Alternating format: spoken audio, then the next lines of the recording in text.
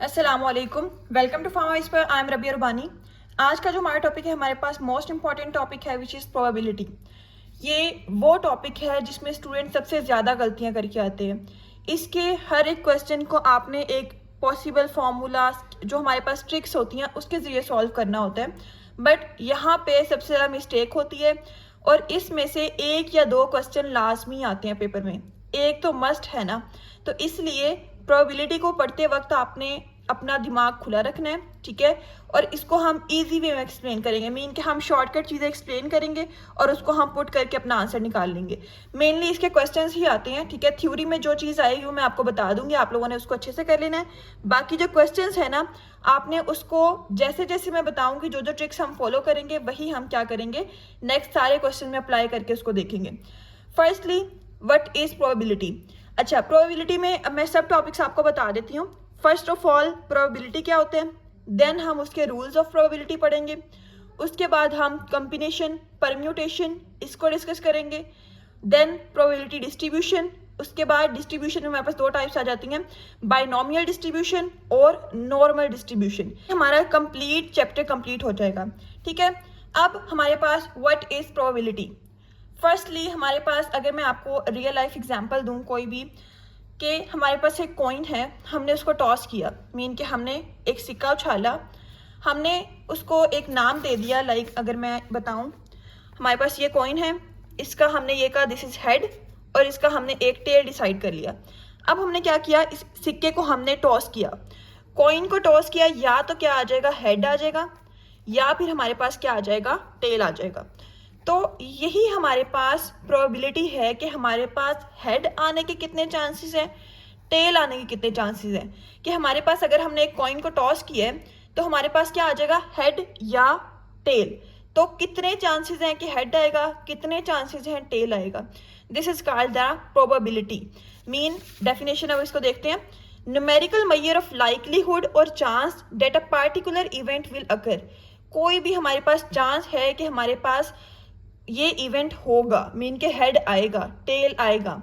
हमने डाइस को थ्रो किया, जैसे हमारे पास, हम एक डाइस ले लेते हैं, क्यूब में होता है, उसके ऊपर हमारे पास जैसे होती है ना, लूडो में डाइस होते हैं, उसके ऊपर हमारे पास 6 होते हैं, ठीक है। तो 6 में हमारे पास 1 2 3 4 5 एंड 6। तो अब हमने उस हमारे पास डाइस को थ्रो किया, हमारे पास कितनी प्रोबेबिलिटी है कि 1 आएगा, कितनी प्रोबेबिलिटी है 2 आएगा, कितनी प्रोबेबिलिटी है 3 आएगा, इस तरह सो ऑन। हमने एक दफ़ा ही उस डाइस को फेंका है तो इनमें से एक ही नंबर आएगा। तो हम देखेंगे कि हर नंबर की कितनी प्रोबेबिलिटी है, या हमारे पास एक स्पेसिफिक नंबर देंगे कि इसकी क्या प्रोबेबिलिटी है, उसको हम फाइंड करेंगे और बताएंगे कि इसकी इतने चांसेस हैं आने के। This is called the probability. तो हमारे पास क्यों ज़रूरी है प्रोबेबिलिटी, हमारे पास हम पढ़ क्यों रहे हैं इसको। ये तो ठीक है, हमें पता है कॉइन है, उसको टॉस करेंगे, हेड टेल आएगा, चांसेस बन जाएंगे। ये डाइस है, उसको थ्रो करेंगे, इस तरह के। बट हम क्यों पढ़ रहे हैं, ताकि हम अपनी जो हेल्थ केयर प्रोफेशन है उसमें हमारे पास डिजीज़ की अक्रेंस को प्रिडिक्ट कर सकें, किसी भी मेडिसिन के रिस्क फैक्टर को प्रोबेबिलिटी के ज़रिए क्या कर सकें, हम उसको कैलकुलेट कर सकें, ड्रग की सेफ्टी को असेस कर सकें, and estimate the treatment success. Mean कि हम उसके रेट को, ट्रीटमेंट के रेट को, सक्सेस रेट को एस्टिमेट कर सकें कि हमारे पास कितनी प्रोबेबिलिटी है कि हमारे पास जो है ये ट्रीटमेंट सक्सेस की तरफ जाएगा, कितनी है कि हमारे पास ये फेलियर की तरफ जाएगा। Design the clinical trials. Clinical trials mean कि जब हम बार बार ट्रायल करते हैं, कोई मेडिसिन देते हैं, तो हमारे पास कितनी सक्सेस रेशो है, कितनी हमारे पास फेलियर की प्रोबेबिलिटी है। This is called the probability, और उसके हमारे पास यूजेस यही हैं। तो इट रेंजेस फ्रॉम 0 to 1। पहले हम इसकी जो है थ्योरी कवर अप करेंगे, देन प्रैक्टिस क्वेश्चंस, ठीक है। होप सो आपको बहुत अच्छे से समझ आएगा। इजी कंसेप्ट इसको लेके चलेंगे, ये कोई मुश्किल नहीं है, बट गलतियां ज़रूर करते हैं स्टूडेंट्स, ठीक है। तो ठीक से समझना है, जहाँ से पॉइंट नहीं समझ आए आप कमेंट बॉक्स में पूछ लें। It ranges from 0 to 1। 0 mean किसी भी इवेंट की 0 प्रोबेबिलिटी तब होती है जब उसके होने के चांसेस ही नहीं होते। जैसे अगर मैं आपको बताऊं, डाइस है, हमने एक डाइस को थ्रो किया, उसके ऊपर, डाइस के ऊपर 6 नंबर्स होते हैं ना। अब 6 नंबर हमारे पास हैं, हमने एक डाइस को थ्रो किया, हम ये नहीं कह सकते कि 7 आ जाएगा। अब 7 आने की प्रोबेबिलिटी क्या है? 0। ये इम्पॉसिबल है कि एक डाइस को हम थ्रो करें और उसके ऊपर 7 आ जाए। और हमारे पास 1 प्रोबेबिलिटी तब होती है जब हम सर्टेन होते हैं, हमें यकीन होता है कि इतना ही आएगा। जैसे डाइस की ले लेते हैं, मैंने डाइस को थ्रो किया, मुझे यकीन है कि कोई ना कोई नंबर आएगा जो कि हमारे पास 6 या 6 से छोटा होगा। तो ये हमारे पास क्या है? सर्टेनिटी, मीन कि हमारे पास ये इतना ज़रूर आएगा, सर्टेन है, हम श्योर हैं। इन केस 7 आएगा, क्योंकि 7 तो पॉसिबल ही नहीं है, तो इसकी हमारे पास प्रोबेबिलिटी क्या है? 0। ये मेन हमारे पास आ जाता है। 1 होगा तो सर्टेन इवेंट है। The higher the probability the more likely the event is to occur. जितनी ज़्यादा प्रोबेबिलिटी होगी उतना ही हमारे चांसेस होंगे कि हमारे पास ये वाला इवेंट होगा, ठीक है, कोई भी इवेंट होगा। अब इसका फार्मूले में हम क्या कहते हैं, हमारे पास कि किस तरह हम किसी भी चीज़ की प्रोबेबिलिटी को कैलकुलेट करेंगे। प्रोबेबिलिटी ऑफ इवेंट, ई जो है हमारे पास इवेंट का, ये हमारे पास एक नॉर्मल फार्मूला है जिससे हम इजीली हर चीज़ की प्रोबेबिलिटी को काउंट कर सकते हैं, उसको कैलकुलेट कर सकते हैं। Number of favourable outcomes over total number of possible outcomes. अब किस तरह से फेवरेबल आउटकम्स जो हमने डिमांड किए हैं, लाइक अगर मैं आपको बताऊं, डाइस की एग्जांपल दूं, हमारे पास डाइस है, मैंने एक डाइस को थ्रो किया, ठीक है, उसको वंस मीन के एक दफ़ा। मैं कहती हूँ कि मुझे क्या चाहिए, मुझे उस डाइस पे 6 नंबर है, मुझे 4 चाहिए। अब कितनी प्रोबेबिलिटी है 4 की, ये हमने कैलकुलेट करनी है। P of 4 is equal to, अब फॉर्मूला क्या है? Number of favourable outcomes. Favourable outcomes हमने 4 देखना है। 4 कितनी दफ़ा आ सकता है? जब हम एक डाइस को थ्रो करेंगे, एक दफ़ा, ठीक है। और total number of possible outcomes कितने हमारे पास हैं, उसके पॉसिबल आउटकम्स मीन के 6 आ सकते हैं, ठीक है। मीन के हमारे पास ये आ जाएगा 1/6। 6 में से हमारे पास जो टोटल आउटकम्स है ना, 1 2 3 4 5 6 में से एक दफ़ा हमारे पास क्या आ सकता है? 4। This is the probability of the 4। ये हमारे पास समझ आ गई। P is equal to probability of the event E। ये हमारे पास एक कॉमन फार्मूला है, ये हमारे पास मोस्टली हमारे पास हर एक चीज़ की बेसिस यही है। नंबर ऑफ फेवरेबल जो हमने डिमांड की है ओवर टोटल जो पॉसिबल बन सकते हैं वो सारे आ जाएंगे। अब यहाँ पे प्रॉपर्टीज़ पे आते हैं। प्रोबेबिलिटी जो होती है ये हमेशा 0 और 1 के दरमियान लाई करती है।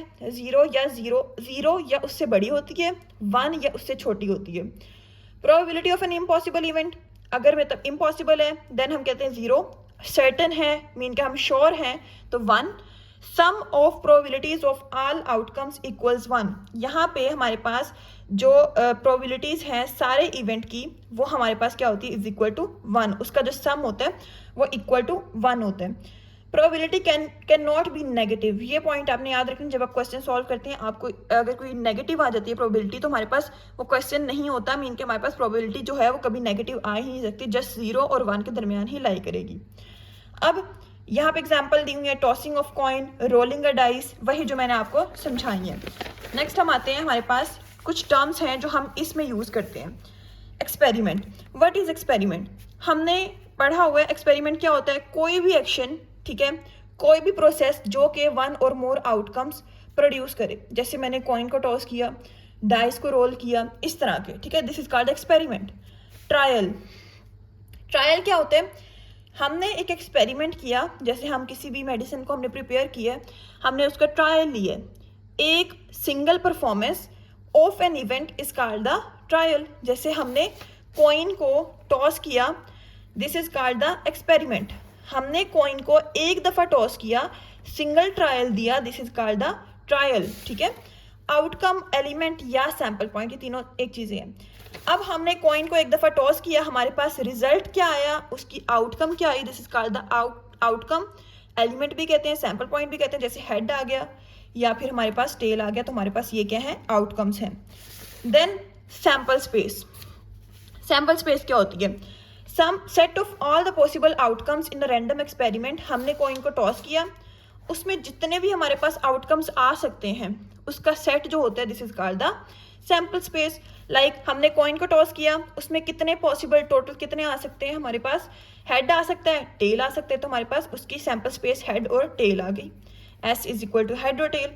इन केस डाइस में 1 2 3 4 5 एंड 6, ठीक है, ये हमारे पास होती है डाइस। हमने एक डाइस को थ्रो किया तो ये हमारे पास उसकी सैंपल स्पेस 1 भी आ सकता है, ठीक है, 2 भी आ सकते हैं, 3 भी आ सकते हैं और 4, 5 और 6 भी आ सकते हैं।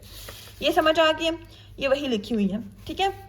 अब यहाँ पे इवेंट क्या होता है? It is the subset of the sample space.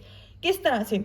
हमारे पास ये जो सैंपल है, मीन के हमारे पास ये पूरा सैंपल स्पेस है, इसमें हमारे पास हमने एक चीज़ को लिया है कि हमें इतना चाहिए, मीन के ये सैंपल स्पेस है, मैंने इसमें कहा कि मुझे 4 चाहिए, तो ये जो सबसेट है सैंपल स्पेस का, मीन के मैंने एक चीज़ डिमांड कर ली है कि मुझे ये चाहिए और इसको हमने लिख लिया कि ये हमारे पास आता है आंसर में, तो हम कहते हैं this is called the event. कोई भी इवेंट होना collection of one or more outcomes from a sample space. हम सैंपल स्पेस से ही क्या करते हैं, आउटकम एक या उससे ज़्यादा लेते हैं और उसी को हम क्या कहते हैं, this is called the event. Getting an odd number on a dice, ठीक है, हमने डाइस के ऊपर क्या लिया, ऑड नंबर लिया। वो कौन कौन से हमारे पास 1, 3 और 5, ये हमने इसमें से कैलकुलेट किए, this is called the event. अब जो हमारे पास मोस्ट इंपॉर्टेंट चीज़ें हैं, टाइप्स ऑफ इवेंट्स, ये हमारे पास था एक ओवरव्यू, ठीक है। अब टाइप्स ऑफ इवेंट्स पे आते हैं। इवेंट्स किस तरह से होते हैं? एक होता है सिंपल इवेंट, जैसे कोई भी सिंपल इवेंट है जिसका हमारे पास सिंगल आउटकम निकले। कैसे? हमने क्या किया, हमने एक डाइस को थ्रो किया, ठीक है, उसमें कौन कौन से आउटकम्स है, 3, 4, 5, 6, ये हमारे पास क्या है, सैंपल स्पेस। अब हमने क्या किया, हमने एक सिंगल आउटकम लेना है। मैंने कहा मुझे चाहिए कितनी प्रोबेबिलिटी है हमारे पास, 5 लेने की, मीन कि मैंने एक आउटकम लिया, मुझे सिर्फ एक आउटकम चाहिए, तो this is called the single event. समझ आ गई? इन case of throwing a dice 4 is obtained only 1 time, this is called the simple event. Next, ये हमारे पास इसका हमने लिख दिया कंपाउंड इवेंट। कंपाउंड क्या होता है? जिसमें हमारे पास 2 और मोर आउटकम्स हों, लाइक मैंने कहा डाइस मैंने थ्रो किया, मैंने कहा मुझे चाहिए ओड सेट, ओड नंबर्स, तो 1, 3, 5 मीन के हमारे पास 2 और मोर आउटकम्स आ गए। नल या इम्पॉसिबल इवेंट, जो कि हमारे पास जिसमें आउटकम्स आते ही नहीं है, जैसे मैंने आपको बताया था कि हमारे पास जो डाइस है, उसको मैंने क्या किया, उसको मैंने रोल किया और मैंने कहा कि मुझे चाहिए 7, जो कि पॉसिबल ही नहीं है, आ ही नहीं सकता। क्यों? क्योंकि हमारे पास डाइस के ऊपर नंबर ही 6 हैं, तो हमारे पास this is called the impossible या नल इवेंट। श्योर इवेंट, वही सर्टेन वाला, कि हमारे पास जैसे मैंने कहा कि हमारे पास जो है, मैंने डाइस को थ्रो किया, मैंने कहा कि मुझे ये इसकी प्रोबेबिलिटी क्या है, मुझे चाहिए 6 से नीचे नंबर्स, तो 6 या 6 से नीचे, तो ये श्योर है, मैं श्योर हूँ कि 6 या 6 से नीचे ही सारे नंबर्स आएंगे। कोई ना कोई एक आ जाएगा, 2 आ जाएगा, 3 आ जाएगा, 4 आ जाएगा, या वो 6 आ जाएगा, 6 या उससे नीचे आएगा, मीन कि मैं सर्टेन हूँ, मैं श्योर हूँ, उसको हम कहते हैं this is called the sure event, या इसको हम कहते हैं certain event. If event is certain to occur getting a number less than 7 when a dice is rolled, mean के 7 से लेस नंबर ही आएगा, पता है 6 आ जाएगा या 5 आ जाएगा, 4 आ जाएगा, 3 आ जाएगा, 2 आ जाएगा, 1 आ जाएगा, इस तरह से। ये हमारे पास क्या हो गया, हमने सिंपल डेफिनेशन पढ़ी। अब हमारे पास कुछ इंपॉर्टेंट टाइप्स हैं जो कि हमारे पास नेक्स्ट जब हम क्वेश्चन सॉल्व करेंगे जो कि यूज होंगी। Firstly, mutually exclusive event. ये क्या होता है? इसको हम डिस्जॉइंट इवेंट भी कहते हैं। 2 इवेंट होते हैं इसमें, म्यूचुअली एक्सक्लूसिव 2 इवेंट्स हैं, 2 इवेंट्स जो कि आपस में इकट्ठे नहीं हो सकते, डू नॉट अकर टुगेदर, ठीक है। कैसे? अब मैंने एक कॉइन है, उसको ले लेती हूँ मैं, कॉइन ही ले लेते हैं। कॉइन है, मैंने उसको क्या किया, उसको मैंने टॉस किया। अब मैं टॉस किया मैंने, तो या तो हेड आ जाएगा या फिर टेल आ जाएगा।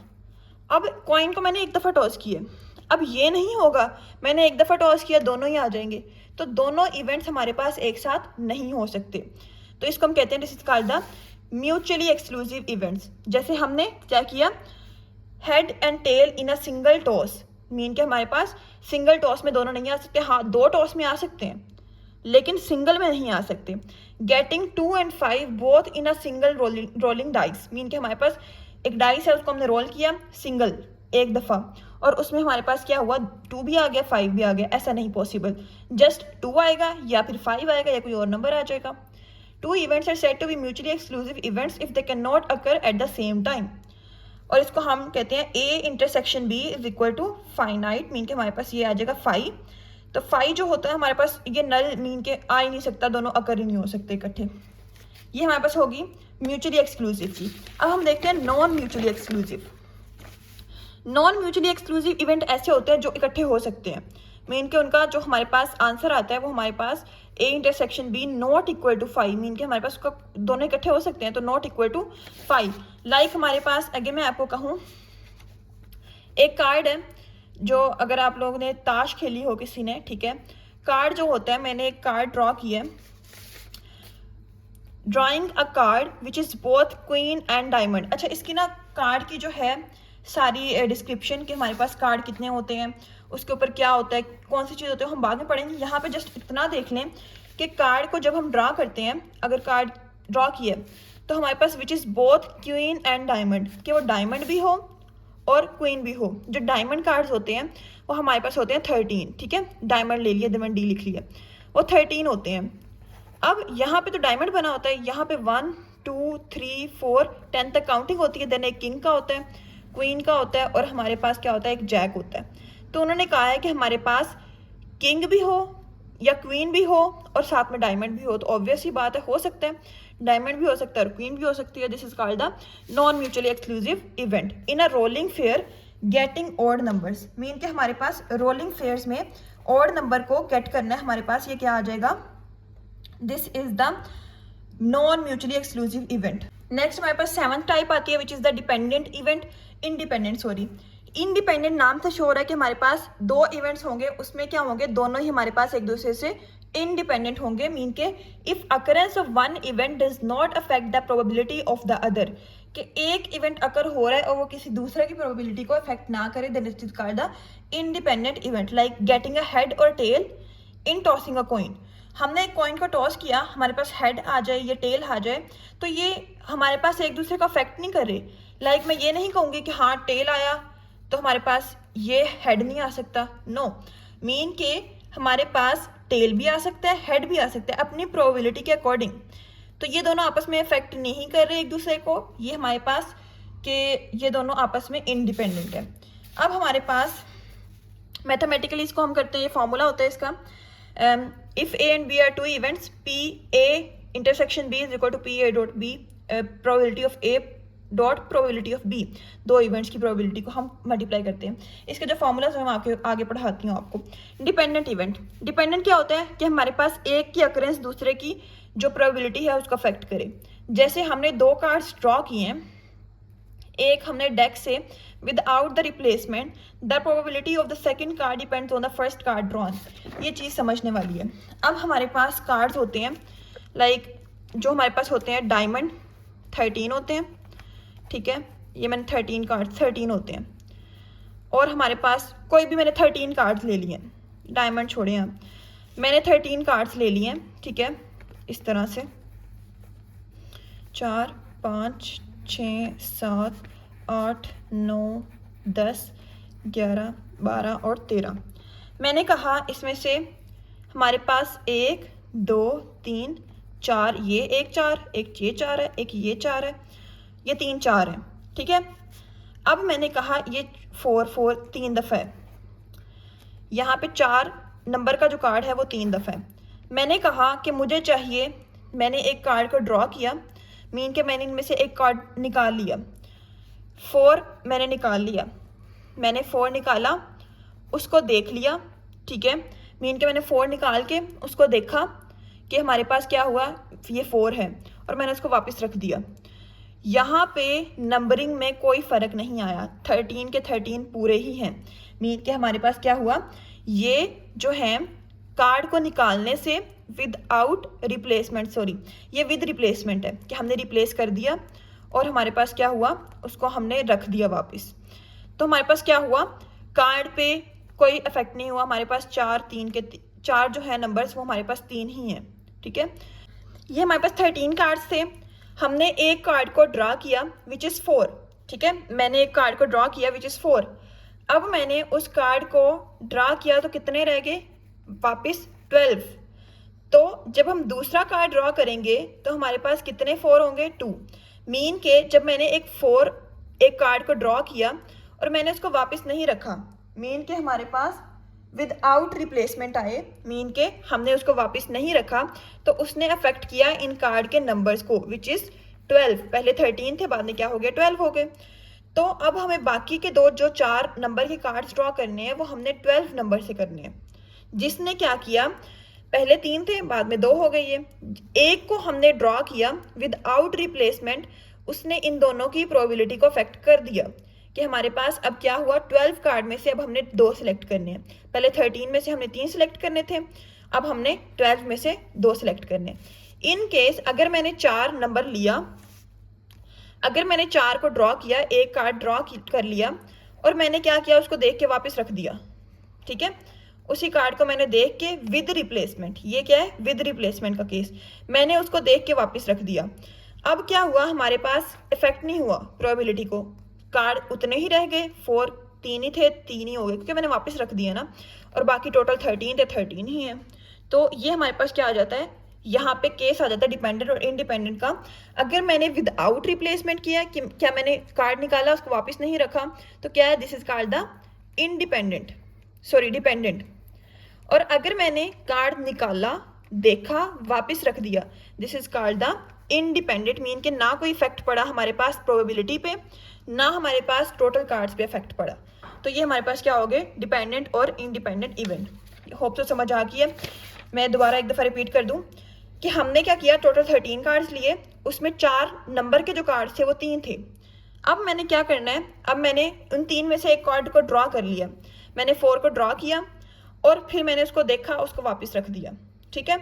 जब मैंने उसको देखा, उसको वापस रख दिया, फिर भी हमारे पास वापस रखने के बाद कार्ड्स कितने हो गए, टोटल 13, और कितने हमारे पास 4 को चूज करने की प्रोबेबिलिटी है, वही हमारे पास 3 कार्ड्स हैं।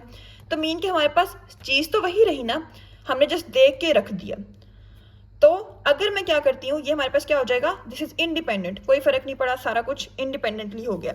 इन केस अगर मैंने कार्ड को ड्रॉ किया 4 को और मैंने उसको विदाउट रिप्लेसमेंट, मीन के मैंने उसको रखा ही नहीं, तो क्या हुआ, हमने एक 4 ड्रॉ कर लिया, जो बाकी बचे कार्ड वो टोटल 12 बच गए, और उनमें से हमने 2 को सिलेक्ट करना, पहले हमें 13 में से 3 को सिलेक्ट करना था। तो जब हमने ड्रॉ कर लिया तो हमारे पास रिमेनिंग जो प्रोबेबिलिटी बची वो हमने 2 कार्ड्स को ड्रॉ करना है, जो 4 है, फ्रॉम 12 कार्ड्स। तो ये हमारे पास क्या है, this is called the dependent, mean कि हमने जब एक को ड्रॉ किया तो उसकी विदाउट रिप्लेसमेंट हमारे पास जब ड्रॉ कर लिया तो उसने बाकी जो हमारे पास कार्ड्स बचे उनकी प्रोबेबिलिटी को अफेक्ट कर दिया, this is called the dependent event. तो यहाँ पे इसको हम वही drawing 2 cards from a deck without replacement, हमने 2 कार्ड्स को ड्रॉ किया, विदाउट रिप्लेसमेंट वापस नहीं रखे। The probability of second card depends on the first card drawn, पहले कार्ड ड्रॉ किया जो हमारे पास पहला, उसने क्या किया, सेकेंड कार्ड की जो हमारे पास प्रोबेबिलिटी है उसको अफेक्ट कर दिया। तो ये हमारे पास क्या, this is called the dependent event. If A and B are 2 events then इसका formula P A intersection B is equal to P A cross P B over A. ये क्या हमारे पास सेकंड कार्ड ड्रॉन की probability, ये first card drawn की probability है। जब क्वेश्चन सॉल्व करेंगे तब ज़्यादा समझ आ जाएगी, ठीक है। अब हम आते हैं हमारे पास सैम्पल स्पेस से। हमने जो पीछे डेफिनेशन पढ़ी है ये वाली सैम्पल स्पेस की, set of all possible outcomes in a random experiment, इसको हम थोड़ा सा देखते हैं। सैम्पल स्पेस को हम किस तरह से फाइंड करते हैं, इसका भी एक फॉर्मूला होता है, हमें पता चलता है कितने पॉसिबल आउटकम्स आ सकते हैं, ठीक है। अगर हमारे पास बहुत ज़्यादा, लाइक मैंने अगर एक कॉइन को मैंने 50 दफ़ा टॉस कर दिया, अब मैं गिनने तो नहीं बैठ जाऊंगी कितने आ सकते हैं कितने नहीं, उसके लिए हमारे पास एक फॉर्मूला होता है, जितने हमारे पास लाइक कॉइन है, कॉइन में क्या आ सकता है, हेड और टेल, तो मतलब 2। अब कितनी दफ़ा टॉस किया उसको हम n ले लेंगे, मीन के हमारे पास क्या हुआ, अगर मैं आपको दिखाऊं, इधर मैंने कॉइन है उसको टॉस किया, तो कॉइन की साइड्स कितनी है, 2। अब मैंने कितनी दफ़ा टॉस किया उसको हमने n ले लिया। अगर मैंने एक दफ़ा टॉस किया 2 आउटकम्स, 2 दफ़ा टॉस किया 4 आउटकम्स, 3 दफ़ा किया तो हमारे पास क्या आ जाएगा, 6 आउटकम्स। इस तरह हो जाएगा। सेम लाइक डाइस, मैंने एक डाइस ले लिया, उसकी हमारे पास कितनी साइड्स होती हैं, कितने हमारे पास उसकी पॉसिबल आउटकम्स हैं, 6, ठीक है। उसकी हमारे पास, अब मैंने कितनी दफ़ा उसको टॉस किया, उसको मैंने रोल किया, तो क्या आ जाएगा, अगर मैंने एक दफ़ा किया तो 6, 2 दफ़ा किया 36 पॉसिबल आउटकम्स। ये हमारे पास क्या आ जाएगी, सैम्पल स्पेस, यही लिखा हुआ है। A coin is tossed once, S is equal to 2 की पावर n, 2 1 आ जाएगा, एक दफ़ा टॉस किया तो हेड और tail. Coin is tossed twice, 2 दफ़ा, 2 की power 2 is equal to 4, mean के हमने कॉइन की जो साइड्स होती हैं वो 2 होती हैं, n क्या है, स्केयर, 2 दफ़ा उसको हमने टॉस किया, 4 आ गया। किस तरह फिर हमने इसकी जो सैम्पल स्पेस बना दी, ये H2 T2 H1 T1 sorry H1 H2 H1 T2 T1 H2, ठीक है, T1 T2, इस तरह हमारे पास सैम्पल स्पेस बन जाएगी। देन डाइस का भी सेम केस रहता है, as dice is rolled once, एक दफ़ा रोल किया तो हमारे पास 6 उसकी हमारे पास सैम्पल स्पेस आ जाएगी 1 2 3 4 एंड 5। अगर हमने इसको 2 दफ़ा किया तो 36 आएंगे। वही सेकंड डाइस के हमने 6 ले लिया आउटकम्स, फर्स्ट डाइस के ले लिए 1 1, ठीक है ये आ गया 1 2 1 2 1 3 1 3 1 4 1 5 1 6 इस तरह, फिर 2 1 2 2 2 3 इस तरह आपने सारे बना लेने। इस पहले 2 को सबके साथ, फिर 3 को सबके साथ, देन 4 को सबके साथ, 5 को सबके साथ, इस तरह आपने क्या बना लेना है, इसके प्रॉपर सारे हमारे पास सैम्पल के जो सेट बन जाएंगे सैम्पल स्पेस के। तो ठीक है, इसका आप स्क्रीनशॉट ले लें, इसको आप करके देखें दोबारा, आपसे बन जाएंगे। ठीक है, सेकेंड डाइस के सारे हमारे पास 6, देन फर्स्ट डाइस के, ये समझ आ गई। अब हम आते हैं हमारे पास जो अच्छा आपके ना पेपर में क्वेश्चन जो आते हैं वो आपके आते हैं या तो मेडिसिन से रिलेटेड आते हैं, ठीक है, हेल्थ केयर के मुताबिक जो हमारे पास, अगर हमारे पास फार्मेसी के स्टूडेंट्स हैं, एमबीबीएस के स्टूडेंट्स हैं, या जो फार्मेसी हमारे पास हेल्थ केयर से रिलेटेड स्टूडेंट्स हैं ना, उनके यही आते हैं कि हेल्थ केयर के अकॉर्डिंग क्वेश्चंस आ जाएंगे, कार्ड्स, कॉइन्स और हमारे पास डाइस, ठीक है, बॉल्स, इस तरह के क्वेश्चंस।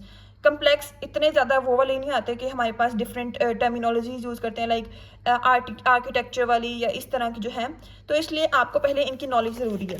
कार्ड्स हमारे पास क्या होते हैं, कार्ड्स कौन से हमारे पास, जो ताश के पत्ते होते हैं। अगर किसी ने खेली हो तो उसको ज़्यादा पता होगा, लेकिन जिसने नहीं खेली उसके लिए ये सारी चीज़ें हैं।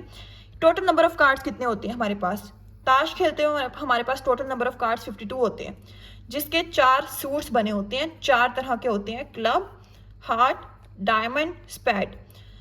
क्लब के 13 कार्ड्स, हार्ट के 13 कार्ड्स, डायमंड के 13 कार्ड्स और स्पैड के 13 कार्ड्स।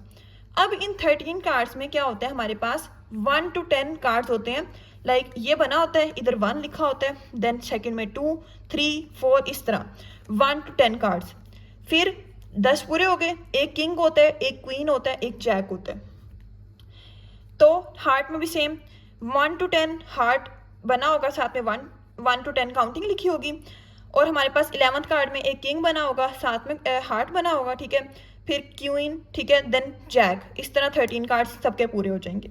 ये समझ आ गई, टोटल 13 कार्ड्स हर किसी में सूट में होते हैं, टोटल 52 हो जाते हैं। देन हम कहते हैं रेड कार्ड्स। अब जो हार्ट और डायमंड इनके कार्ड्स जो होते हैं ये सारे हमारे पास क्या होते हैं, रेड होते हैं, रेड कलर के। तो ये 26 13 + 13 26 डायमंड प्लस हार्ट के कार्ड्स।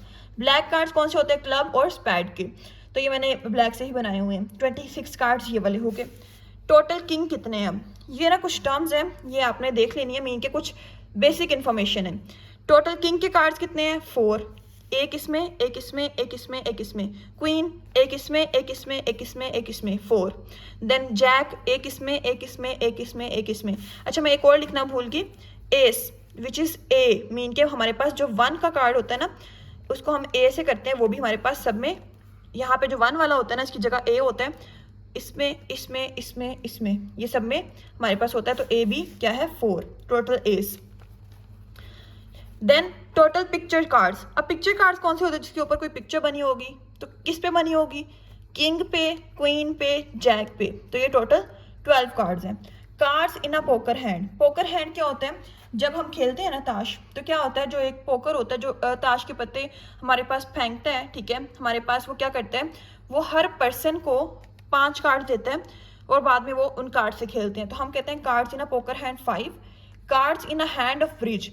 कुछ गेम ऐसी होती हैं जिसमें हमारे पास एक ही दफ़ा 13 के 13 कार्ड दे दिए जाते हैं, ठीक है, उसमें क्या होता है, हमारे पास एक ही दफ़ा हमारे पास 13 कार्ड दे दिए जाते हैं, उसको हम कहते हैं cards in a hand of bridge. बाद में वो अपनी मर्जी से खेलता रहता है। इसमें पहले 5 देते हैं, देन 6 वाला देते हैं, देन 7 वाला देते हैं, इस तरह देते रहते हैं और हमारे पास खेलते रहते हैं। ये समझ आ गई है, ये सिंपल सी चीज़ें हैं, इसको आपने देख लेना है, याद कर लेना है।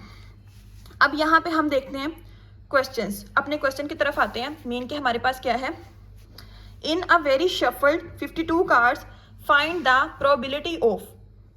अब हमारे पास 52 कार्ड्स हैं, उसको हमने शफल किया है, अब हमें प्रोबेबिलिटी फाइंड करनी है। किस तरह, पहले हमने किसकी फाइंड करनी है, डायमंड की। डायमंड क्या है हमारे पास, अब डायमंड के प्रोबेबिलिटी कोई भी फाइंड करनी है, हमारे पास हमने फॉर्मूला पढ़ा है, number of favourable outcomes, favourable over total possible outcomes. अब मैंने क्या किया, डायमंड की उन्होंने प्रोबेबिलिटी पूछ ली है। डायमंड हमारे पास कार्ड्स कितने होते हैं, टोटल 13। तो हमारे पास number of favourable 13, total possible 52 है तो 52, हार्ट की भी सेम 13, 52, क्वीन ऑफ हार्ट। अब क्या पूछा है? क्वीन ऑफ हार्ट, हार्ट भी हो क्वीन भी हो, तो ये सिर्फ एक ही है। अगर कहते हैं ना अकेली क्वीन, तो वो हार्ट की भी हो सकती है, वो हमारे पास क्लब की हो सकती है, हमारे पास डायमंड की हो सकती है, हमारे पास पैड की हो सकती है, तो हम लिखते हैं 4/52। अब यहाँ पे क्या है? Queen of heart which is 1/52 total cards जो हमारे पास टोटल पॉसिबल आउटकम्स हैं। ये समझ आ गई। अब नेक्स्ट हम देखते हैं हमारे पास ये पिक्चर कार्ड्स। यहाँ पे पिक्चर कार्ड्स मैंने पहले ही बताया टोटल कितने हैं? 12। कौन कौन से? 4 king, 4 queen, 4 jack, over 52। Queens total कितनी है? 4 डिवाइडेड बाय 52, मीन के फेवरेबल जो हमारी डिमांडेड है। उसके बाद हमारे पास total possible outcomes. Black cards 26/52, total black cards कौन कौन से? हमारे पास क्लब और स्पैड। देन रेड कार्ड्स 26/52, ये हमारे पास कौन कौन से हैं? ये हमारे पास होते हैं जो रेड कार्ड्स हैं वो हार्ट और डायमंड 26/52। इस तरह हमने इसकी प्रोबेबिलिटी फाइंड कर ली। अब नेक्स्ट क्वेश्चन पे आते हैं विच इज द, यहाँ से आपको ज़्यादा अच्छी समझ आएगी। अ कॉइन इज टॉस्ड ट्वाइस, एक कॉइन है उसको हमने 2 दफ़ा टॉस किया। Find the probability when. अब हमारे पास पहले तो हम कहते हैं हमारे पास एक कॉइन है, उसको हमने 2 दफ़ा टॉस किया। 2, एक कॉइन है उसकी 2 साइड्स होती हैं, 2n। अब 2 दफ़ा टॉस किया तो n 2 हो जाएगा, तो 4। अब हमारे पास क्या है? 4 उसके पॉसिबल आउटकम्स हैं विच आर हेड, हेड, ये हो गया हेड, टेल, टेल, हेड और दोनों टेल। ये हमारे पास बन जाते हैं इसके पॉसिबल आउटकम्स, मीन के सैम्पल स्पेस, सैम्पल स्पेस का सेट बन गया। इसी तरह ये बनाए हुए हैं सारे। अब यहाँ पे उन्होंने क्या चीज़ें पूछी हैं उसके मुताबिक हमने करते जाना है। फर्स्टली यहाँ पे 2 हेड है, यहाँ पे 1 हेड है, 1 टेल है, 1 टेल 1 हेड, दोनों टेल मीन के 0 हेड, यहाँ पे 0 टेल। अब पॉसिबिलिटी जो हमारे पास प्रोबेबिलिटी फाइंड करनी है वो हमारे पास क्या है? जब बोथ आर हेड। अब यहाँ पे हमने क्या करनी है? दोनों हेड हों। यहाँ पे जस्ट एक में दोनों हेड है। टोटल कितने हैं हमारे पास? 4। फेवरेबल कितने हैं? 1, मीन के हमारे पास इसमें 2 हेड्स हैं, इसमें 1 है, इसमें 1 है, इसमें 2 है, इसमें 0 है, सॉरी, हेड। तो यहाँ पे कहते हैं हेड सिर्फ एक में 2 है, तो इसलिए हम कहते हैं 1/4, मीन के फेवरेबल आउटकम्स नंबर ऑफ कितनी है? 1, सिर्फ एक में है, over total number of possible outcomes. तो ये हमारे पास आ जाएगा। देन बोथ आर टेल, अभी सेकंड वाला पार्ट, बोथ आर टेल, दोनों टेल हों, जिसमें हेड हो ही ना। 1 में 2 हेड है, इसमें 1 हेड है, इसमें 1 हेड है, इसमें 0 हेड है, मीन के दोनों टेल है, तो इसका भी क्या आ जाएगा? सिर्फ 1 है तो 1/4। नेक्स्ट 1 हेड 1 टेल, एक हेड हो एक टेल हो, ना दोनों हेड हो ना दोनों टेल हो, तो इसमें और इसमें क्या है? हमारे पास एक हेड है, एक टेल है, एक हेड है और एक टेल है, तो मीन के 2/4। इस तरह कैंसिल करेंगे तो 1/2 आ जाएगा। अब नेक्स्ट हमारे पास क्या है?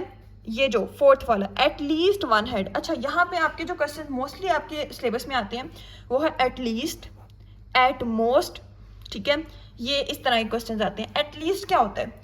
हमने पढ़ा हुआ है एटलीस्ट मीन के कम से कम इतने हों, कम से कम 1 हेड हो, बाकी 1 से ज़्यादा भी हो सकता है, ठीक है, कम से कम 1 हो, 1 से कम ना हो, 1 से ज़्यादा हो सकता है, लेकिन कम से कम 1 हेड हो।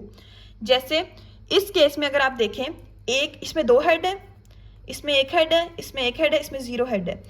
उसने कहा है कम से कम 1 हेड ज़रूर हो। यहाँ पे भी 1 हेड है, ठीक है, यहाँ पे 2 हेड्स हैं, यहाँ पे 1 हेड, यहाँ पे 1 हेड, मीन के कम से कम 1 हेड हो, उससे ज़्यादा जितने मर्जी हो जाए, उससे ज़्यादा हमारे पास 2 हेड हैं, तो हम कहते हैं 3/4।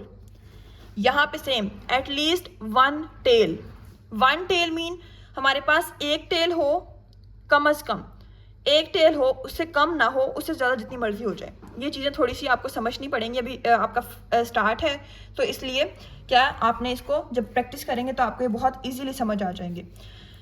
एटलीस्ट 1 टेल, कम से कम 1 टेल हो।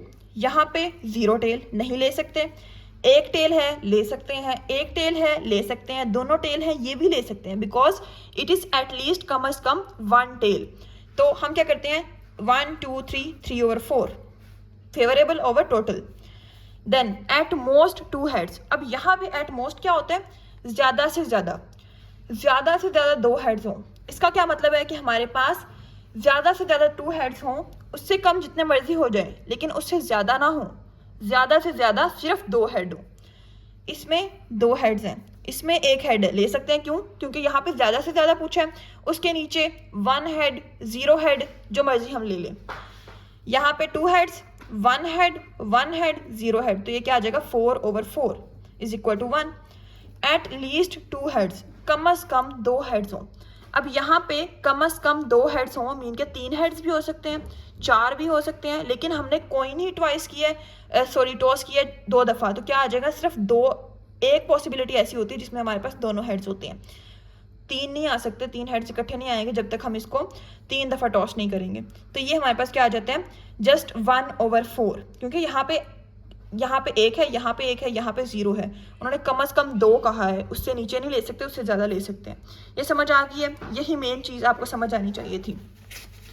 नेक्स्ट हम आते हैं हमारे पास यहाँ पे एक डाइस को हमने रोल किया 2 times, twice, find the probability, same पीछे वाला। हमने एक डाइस है उसको रोल किया, डाइस में 6 होते हैं, उसको हमने रोल करने के कितने होते हैं 6, 2 दफ़ा रोल किया 36, उसके सेट्स सैम्पल स्पेस कितनी है 36 है। अच्छा, इसका ना आपने पूरा सेट बनाना है। जैसे अगर मैं आपको दिखाऊं, यहाँ पे बना हुआ है ये वाला, इसी तरह आपने सेट बनाना है, उसमें से आपने ये सारी वैल्यूज़ निकालनी है। मैंने इसको सेट को दोबारा नहीं बनाया, ठीक है, मैंने जस्ट इसको देख के ही लिख दिया। फर्स्ट ऑफ ऑल पहला क्या है, प्रोबेबिलिटी कब फाइंड करनी है, जब हमारे पास बोथ आर सेम नंबर। अब हमने इस पूरे सेट में देखने हमारे पास सेम नंबर कौन कौन से हैं। 1 1 1, देन सेम 2 2 2, 3 3 3, 4 4 4, 5 5 5, 6 6 6। 6 दफ़ा हमारे पास जो नंबर्स हैं वो सेम आए हैं, ठीक है। तो हम कहते हैं 6 हमारे पास फेवरेबल आउटकम्स हैं, ठीक है। ओवर टोटल कितने हैं 36 सैम्पल्स पॉसिबल आउटकम्स बने, हमारे पास सैम्पल स्पेस बनी है। तो 6/36, 6 इज इक्वल टू, ये हमारे पास आ जाएगा 1/6। अगर आपको मैं आंसर दिखाऊं, दिस इज 6/36। इसको हम जब कट करेंगे तो हमारे पास क्या आ जाएगा 6 6 6 6 37, 1/6। अच्छा, आपने नेक्स्ट क्या देखना है, 1 is even 1 is odd, mean के हमारे पास हमने ये देखना है एक इवन हो और एक ओड हो।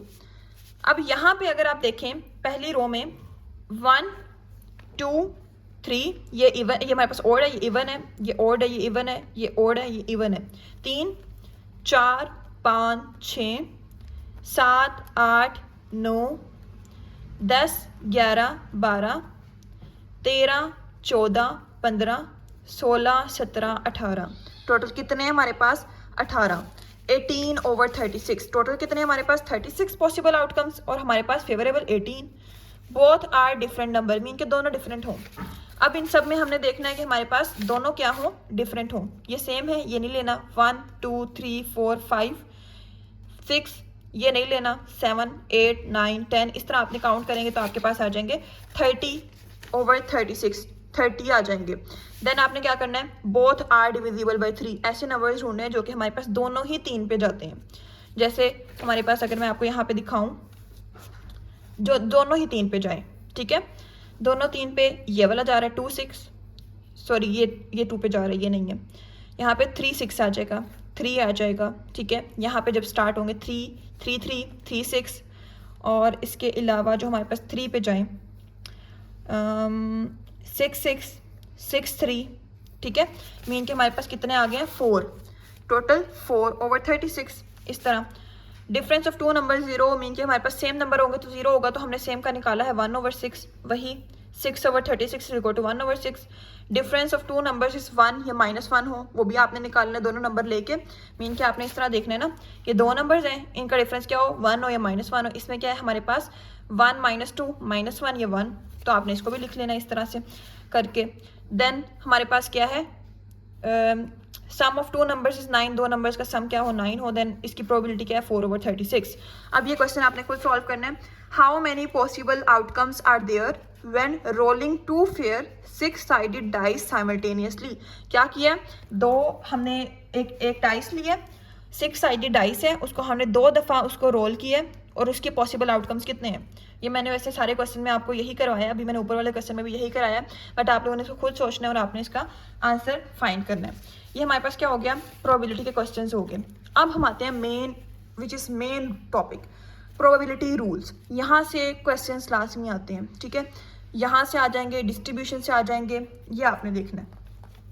फर्स्टली रूल्स जो होते हैं हमारे पास बेसिक मैथमेटिकल प्रिंसिपल्स है use to calculate the likelihood of the event, mean के हमारे पास बेसिक मैथमेटिकल प्रिंसिपल्स हैं जो कि हमारे पास क्या कैलकुलेट करते हैं, किसी भी इवेंट की होने के चांसेस को काउंट करते हैं। सबसे पहला rule range rule. Range rule में हम क्या कहते हैं, हमारे पास जो प्रोबेबिलिटी है वो या तो 0 होगी या 0 से लेकर 1 होगी या 1 होगी, मीन के 0 इक्वल टू 0 और ग्रेटर देन 0 इक्वल टू 1 और लेस देन 1, मीन के रेंज क्या होगी उसके 0 एंड 1 के दरमियान ही लाई करेगी। अगर 0 होगा तो इम्पॉसिबल इवेंट, 1 होगा तो सर्टेन इवेंट, और अगर हमारे पास 0 से हमारे पास ज़्यादा होगा, बड़ा होगा, और हमारे पास 1 से छोटा होगा then it is possible event, ठीक है, मीन के पॉसिबिलिटी है। जैसे probability of rolling a 7 on a standard dice, कि हमने एक स्टैंडर्ड डाइस है और उसकी 6 साइड्स हैं, उस पर मैं कहूँ कि 7 आ जाए, आ ही नहीं सकता क्योंकि उसकी है ही 6 साइड्स, वो 6 तक ही नंबर दे सकता है, उससे ज़्यादा नहीं देगा, तो this is 0, this is impossible event. Then probability of getting a number less than 7, ये हमारे पास क्या 1, मुझे ये श्योर है, मैं सर्टेन हूँ कि 7 से लेस ही आएगा, 6 5 3 4 2 1 जो भी है हमारे पास ये आएगा, ये हमारे पास क्या है, मैं श्योर हूँ, सर्टेन हूँ कि हमारे पास क्या आएगा 1, मतलब हमारे पास 7 से छोटा ही आएगा, तो इसकी प्रोबेबिलिटी क्या आ जाएगी 1। अब मैं कहूँ कि हमारे पास जो है इवन नंबर, उसकी प्रोबेबिलिटी क्या है, तो 3/6 इवन नंबर, अगर मैं इसके ऊपर देखूँ 1 2 3 4 5 एंड 6, इसके ऊपर हमारे पास इवन नंबर्स 1 2 3 दफ़ा आएंगे आउट ऑफ 6, तो हमारे पास 0.5 मीन के इसकी पॉसिबिलिटी है कि इतने आएंगे। अब नेक्स्ट रूल हमारे पास क्या है, एडिशन रूल, इसको हम यूनियन रूल भी कहते हैं। अच्छा, आपने ना इसकी थोड़ी सी निशानियाँ वो आपने देख लेनी है। दिस रूल इज़ यूज्ड, अब हमारे पास जो एप्लीकेबल रूल्स हैं वो हमारे पास एडिशन रूल है, ठीक है, देन मल्टीप्लिकेशन, कंप्लीमेंट और कंडीशनल, 5 रूल्स टोटल हम पढ़ेंगे। रेंज रूल एप्लीकेबल मीन के एज सच हम क्वेश्चन में एप्लीफाई नहीं करते, कि हमारे पास ये नहीं होता कि हमने बस रेंज में लेके आ जाना है, नो, हम क्वेश्चन सॉल्व करते हैं वो इस तरह के आ जाते हैं। ये जस्ट एक याद करने वाला रूल है कि रेंज इतनी होती है। जब हमने क्वेश्चन सॉल्व करने हैं, हमने जिन फार्मूला से सॉल्व करने हैं वो हमारे पास एडिशन रूल के हैं, मल्टीप्लिकेशन के हैं, कंप्लीमेंट के हैं, और हमारे पास कंडीशनल प्रोबेबिलिटी रूल्स हैं। ये 4 हमारे पास जो रूल्स हैं इनके जरिए हमने क्या करना है, क्वेश्चन सॉल्व करने हैं, और उनमें से मोस्ट इंपॉर्टेंट एडिशन और मल्टीप्लिकेशन, जिसके क्वेश्चंस लाजमी आते हैं, मोस्टली आते हैं।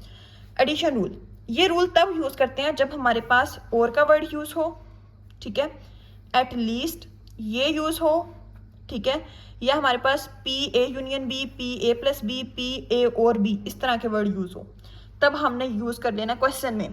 क्वेश्चन में यूज़ होंगे तब हमने एडिशन रूल लगाना है। अब एडिशन में भी हमारे पास 2 चीज़ें आती हैं, म्यूचुअली एक्सक्लूसिव इवेंट्स का अलग फॉर्मूला है और नॉन म्यूचुअल एक्सक्लूसिव का अलग फॉर्मूला है। मैंने आपको पढ़ाया था कि हमारे पास म्यूचुअली एक्सक्लूसिव कौन से होते हैं, ऐसे इवेंट्स जो हमारे पास इकट्ठे नहीं आ सकते, जैसे कॉइन टॉस किया, हेड और टेल आया, ठीक है, तो हेड आ जाएगा या टेल आ जाएगा, ये दोनों इकट्ठे नहीं आएंगे एक दफ़ा कॉइन टॉस करने पे, तो ये हमारे पास क्या, this is called the mutual exclusive event, mean कि हमारे पास 2 इवेंट इकट्ठे नहीं आ सकते। अगर क्वेश्चन में ऐसी कंडीशन है कि दोनों इवेंट्स इकट्ठे नहीं आ सकते और वो एडिशन रूल को फॉलो करते हैं, देन हम ये वाला फॉर्मूला लगाते हैं, P A union B, probability of A union B is equal to probability of A plus probability of B. हमने इनकी सेपरेट फाइंड करके बाद में ऐड कर देना है। जैसे एग्जांपल में जब हम इसके प्रैक्टिस क्वेश्चन सॉल्व करेंगे तब आपको ज़्यादा समझ आ जाएगी, ठीक है, अभी कंफ्यूज नहीं होना। अ dice is rolled, find the probability of getting 2 और 5, ये दोनों आपस में इकट्ठे नहीं आ सकते, तो हम क्या करते हैं, फिर हमने इसकी प्रोबेबिलिटी को फाइंड करके इसको सम कर देना है। इस तरह से हम क्या करते हैं, इसकी हम प्रोबेबिलिटी को फाइंड करते हैं, ये दोनों इकट्ठे नहीं आ सकते, they are the mutually exclusive events. अब इसी तरह हम देखते हैं, हमारे पास ये आ गया, मैंने अब क्या कहा था, अब मैंने 2 और 5 को हमने ले लिया, जैसे अगर इसको छोड़े मैं आपको इधर से समझाती हूँ, एक डाइस है, उसको मैंने क्या किया, उसको मैंने रोल किया, अब मैंने 2 और 5 को गेट करने की प्रोबेबिलिटी बताएं। यहाँ पे अगर हम क्वेश्चन सॉल्व करें, प्रोबेबिलिटी ऑफ 2 एंड 5, ठीक है, तो हमने ये वाला फॉर्मूला पुट करना है। अब किस तरह पुट करना है, पहले हम 2 की निकाल लेंगे, एक डाइस के अंदर कितने टोटल होते हैं, 6 फेवरेबल आउटकम्स, 2 कितनी दफ़ा आ सकता है, जस्ट 1 टाइम, 1 2 3 4 एंड 5 और 6, तो हमारे पास जस्ट 2 एक दफ़ा आ सकते, तो 1/6, 5 की भी सेम, एक दफ़ा ही आ सकता है 1/6। इन दोनों को हमने ऐड किया, जो फॉर्मूला PA + PB, तो हमने इसको ऐड किया तो क्या आ जाएगा, दिस इज़ 2/6, सॉरी यहाँ पे 6 आएगा, इज इक्वल टू 1/3। इसका आंसर आ जाएगा PA यूनियन B मीन के प्रोबेबिलिटी हमने फाइंड कर ली। इसी तरह यही फॉर्मूला पुट करके इसी तरह आपने क्वेश्चंस को सॉल्व करना होता है। ये सारी वही है। किस तरह प्रोबेबिलिटी फाइंड हुई, पहले हमने 2 की निकाली, देन 5 की निकाली, इस दोनों को ऐड किया और हमारे पास आंसर आ गया। नॉन म्यूचुअल एक्सक्लूसिव इवेंट्स, ऐसे इवेंट जो हमारे पास इकट्ठे हो जाते हैं। जैसे मैं अगर कहूँ कि मैंने एक डाइस लिया, ठीक है, उसका मैंने रोल किया, 2 डाइस लिए मैंने रोल किए, और मैं कहूँ कि दोनों पे हमारे 6 आ जाए, तो हमारे पास क्या, ये दोनों इवेंट्स इकट्ठे हो सकते हैं। तो उसके लिए हम फार्मूला लगाते हैं, PA union B is equal to PA mean की प्रोबेबिलिटी ऑफ A फाइंड करनी है, देन B फाइंड करनी है, और उसको हमने इनके कॉमन से, मीन के जो हमारे पास इन दोनों के दरमियान कॉमन चीज़ होगी उसकी प्रोबेबिलिटी फाइंड करके उसको इनमें से माइनस कर देना है। जैसे अगर मैं यहाँ पे आपको कहूँ, यहाँ पे एग्जाम्पल है, एक क्लास है उसमें टोटल 50 स्टूडेंट्स हैं, एक क्लास में 50 स्टूडेंट्स हैं, उसमें से 30 स्टूडेंट्स क्या करते हैं, क्रिकेट को प्ले करते हैं, ठीक है, क्रिकेट प्ले करते हैं, 20 स्टूडेंट्स क्या करते हैं, हॉकी प्ले करते हैं। 30 क्रिकेट, ठीक है, और हमारे पास क्या करते हैं 20 हॉकी, और 10 स्टूडेंट इनमें से ही ऐसे हैं कि जो हमारे पास दोनों ही प्ले कर लेते हैं। मीन के इनका कॉमन अब क्या है हमारे पास, ये वाले ए हमने इसको ले लिया, 30 स्टूडेंट्स वाले को ए ले लिया, 20 वाले को बी ले लिया, 10 स्टूडेंट्स ऐसे स्टूडेंट्स जो हमारे पास दोनों प्ले कर लेते हैं, they are the this one, उनकी probability A intersection B। A intersection B अगर आप लोगों ने पढ़ा हो, FSC में पढ़ते हैं, जो कॉमन चीज़ें होती हैं उसको हम A इंटरसेक्शन B कहते हैं। कॉमन ये है तो हम इसकी प्रोबेबिलिटी निकालेंगे। अब क्या है हमारे पास, P प्रोबेबिलिटी ऑफ A, अब टोटल 50 स्टूडेंट्स हैं, फेवरेबल 30 स्टूडेंट्स क्रिकेट प्ले करते हैं, 30/50, 3/5। PB मीन के प्रोबेबिलिटी ऑफ B, 20 स्टूडेंट्स क्या करते हैं, हॉकी प्ले करते हैं, टोटल कितने हैं 50, तो 20 फेवरेबल है हमारे पास, 50 क्या आ जाएंगे हमारे पास टोटल आउटकम्स हैं, तो 20/50 मीन के 2/5।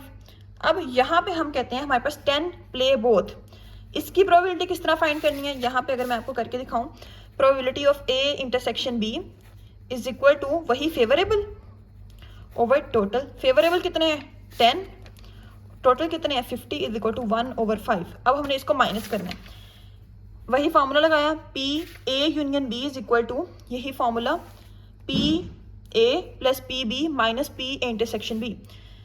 3/5 किसका है, probability of A plus probability of B minus इन दोनों की कॉमन प्रोबेबिलिटी। इसको जब हम करेंगे सॉल्व तो इस तरह 0.8 आंसर आ जाएगा। नेक्स्ट हमारे पास क्या आ जाता है, ये हमने फॉलो कर लिया, मीन कि हमने पढ़ लिया एडिशन रूल। नेक्स्ट है multiplication rule which is called the intersection rule. हमने ये जो एडिशन रूल है उसको हमने यूनियन रूल कहा, इसमें हम मल्टीप्लिकेशन रूल को इंटरसेक्शन रूल कहते हैं। ये हम तब यूज़ करेंगे जब दोनों इवेंट्स क्या हो रहे हैं हमारे पास, जो हैं हो तो इकट्ठे रहे हैं, बट उसमें एक दूसरे पे डिपेंड करता है, कोई डिपेंड नहीं करता, मीन के डिपेंड करेंगे या नहीं करेंगे। अगर किसी क्वेश्चन में at most, and, both, all, exactly, replaced, not replaced, इस तरह की टर्म्स यूज हों तो हम कहते हैं मल्टीप्लिकेशन रूल फॉलो कर देना। जिस तरह मैंने कहा था, और हमारे पास और जो था एटलीस्ट था, हमारे पास हमने एंड पढ़ा, ठीक है, सॉरी एंड तो इसमें आता है, जो हमने इधर पढ़े हैं ये वाले at least, A + B, A union B, ठीक है, इस तरह के जो थे इसमें एडिशन रूल फॉलो किया। देन हमने क्या कहा, एडिशन में भी हमने फिर देखा कि 2 चीज़ें, 2 कंडीशन है, म्यूचुअली एक्सक्लूसिव है या नॉन म्यूचुअली एक्सक्लूसिव है। सेम इसी में हमारे पास अगर ये चीज़ें आ जाती हैं देन हम कहते हैं हम मल्टीप्लिकेशन रूल फॉलो करते हैं। बट यहाँ पे फिर हम देखते हैं कि हमारे पास या वो डिपेंडेंट इवेंट है या फिर हमारे पास इंडिपेंडेंट है। अब इसमें क्या कहते हैं हम, इंडिपेंडेंट, पहला हमारे पास इंडिपेंडेंट इवेंट है। मैंने आपको इंडिपेंडेंट की और डिपेंडेंट की एक इकट्ठी एग्जांपल समझाई थी, ये वाली कार्ड्स वाली। 13 कार्ड्स हैं, उसमें से 4 जो है, 4 वाला कार्ड वो 3 दफ़ा है। मैंने 4 वाला एक कार्ड ड्रॉ किया, ठीक है, उसको देखा, उसको वापस रख दिया विद रिप्लेसमेंट, वापस रख दिया, तो क्या हुआ हमारे पास प्रोबेबिलिटी पे कोई इफेक्ट नहीं हुआ। हमारे पास क्या हुआ, कार्ड्स 13 ही रहे, 4 वाले कार्ड्स 3 ही रहे, तो this is called the independent event. एक इवेंट के होने से दूसरे इवेंट पे कोई फर्क नहीं पड़ा। बट अगर मैं क्या करती हूँ, मैं 4 निकालती हूँ और मैं उसको देखती हूँ, उसको वापस ही नहीं रखती विदाउट रिप्लेसमेंट, तब हमारे पास क्या होगा, बाकी जो कार्ड्स हैं उसकी प्रोबेबिलिटी पे फर्क पड़ेगा। क्यों, बाकी हमारे पास 4 कितने रह गए, 2, बाकी रिमेनिंग कार्ड्स रह गए 12, तो ये हमारे पास क्या हो जाएगा, यहाँ पे फर्क पड़ेगा, तो ये this is called the dependent events. इसी तरह हमारे पास इसी बेस पे हमारे पास क्या होते हैं, रूल्स फॉलो होते हैं। इंडिपेंडेंट इवेंट जो होते हैं इसमें हमारे पास रिप्लेस्ड का वर्ड यूज होगा कि एक कार्ड निकाला, ठीक है, उसको देखा, उसको रिप्लेस कर दिया, मीन के हमारे पास उसने वापस रख दिया, मैंने वापस रख दिया, कोई इफेक्ट नहीं हुआ प्रोबेबिलिटी पे, one doesn't affect the other. इसके लिए हम क्या करेंगे, फॉर्मूला यूज करेंगे P A cross P B, mean के प्रोबेबिलिटी ऑफ ए फाइंड करेंगे, बी फाइंड करेंगे, दोनों को मल्टीप्लाई कर देंगे। एक कॉइन को मैंने टॉस किया और एक डाइस को मैंने रोल किया, अब दोनों क्या है, एक दूसरे को अफेक्ट नहीं कर रहे। जैसे एक कॉइन है, उसको मैंने टॉस किया, उस पर हेड आए टेल आए, वो तो ठीक है, अलग बात है कि हमारे पास जो मर्जी आ सकता है, और साथ में मैंने एक डाइस को रोल कर दिया, तो डाइस के रोल होने पे, कॉइन के टॉस होने पे एक दूसरे का कोई इफेक्ट नहीं है, वो अपनी मर्जी से, मीन के अपनी प्रोबेबिलिटी के अकॉर्डिंग वो टॉस होते हैं, रोल होते हैं, अपने आंसर्स देते हैं। जैसे प्रोबेबिलिटी ऑफ हेड के है हमारे पास कॉइन 1/2, ठीक है, हेड की, हेड एक दफ़ा आ सकता है तो 1/2, गेटिंग 4 कितनी दफ़ा आ सकता है, 1/6। तो अब हमने क्या किया, ए भी फाइंड कर लिया, ये एग्जाम्पल ले रहे हैं हम, ए और ये हमारे पास बी, तो क्या हुआ, इन दोनों को हमने मल्टीप्लाई किया, हमारे पास क्या आएगी, probability for the independent event. इस तरह आपने इसके जो फॉर्मूला है उसको अप्लाई करना है। अब आते हैं हमारे पास रिप्लेस्ड पे, यानी कि डिपेंडेंट इवेंट पे। डिपेंडेंट इवेंट जो होता है हमारे पास, अगर एक इवेंट हुआ है वो दूसरे को अफेक्ट कर रहा है। जैसे मैंने एक कार्ड निकाला था, मैंने उसको देखा, उसको मैंने वापस नहीं रखा, विदाउट रिप्लेसमेंट, मीन के हमारे पास नॉट रिप्लेस्ड, तो हम कहते हैं, तो उसने क्या किया, उसने बाकी जो हमारे पास प्रोबेबिलिटी थी, बाकी जो दूसरे इवेंट्स की प्रोबेबिलिटी थी उसको अफेक्ट कर दिया।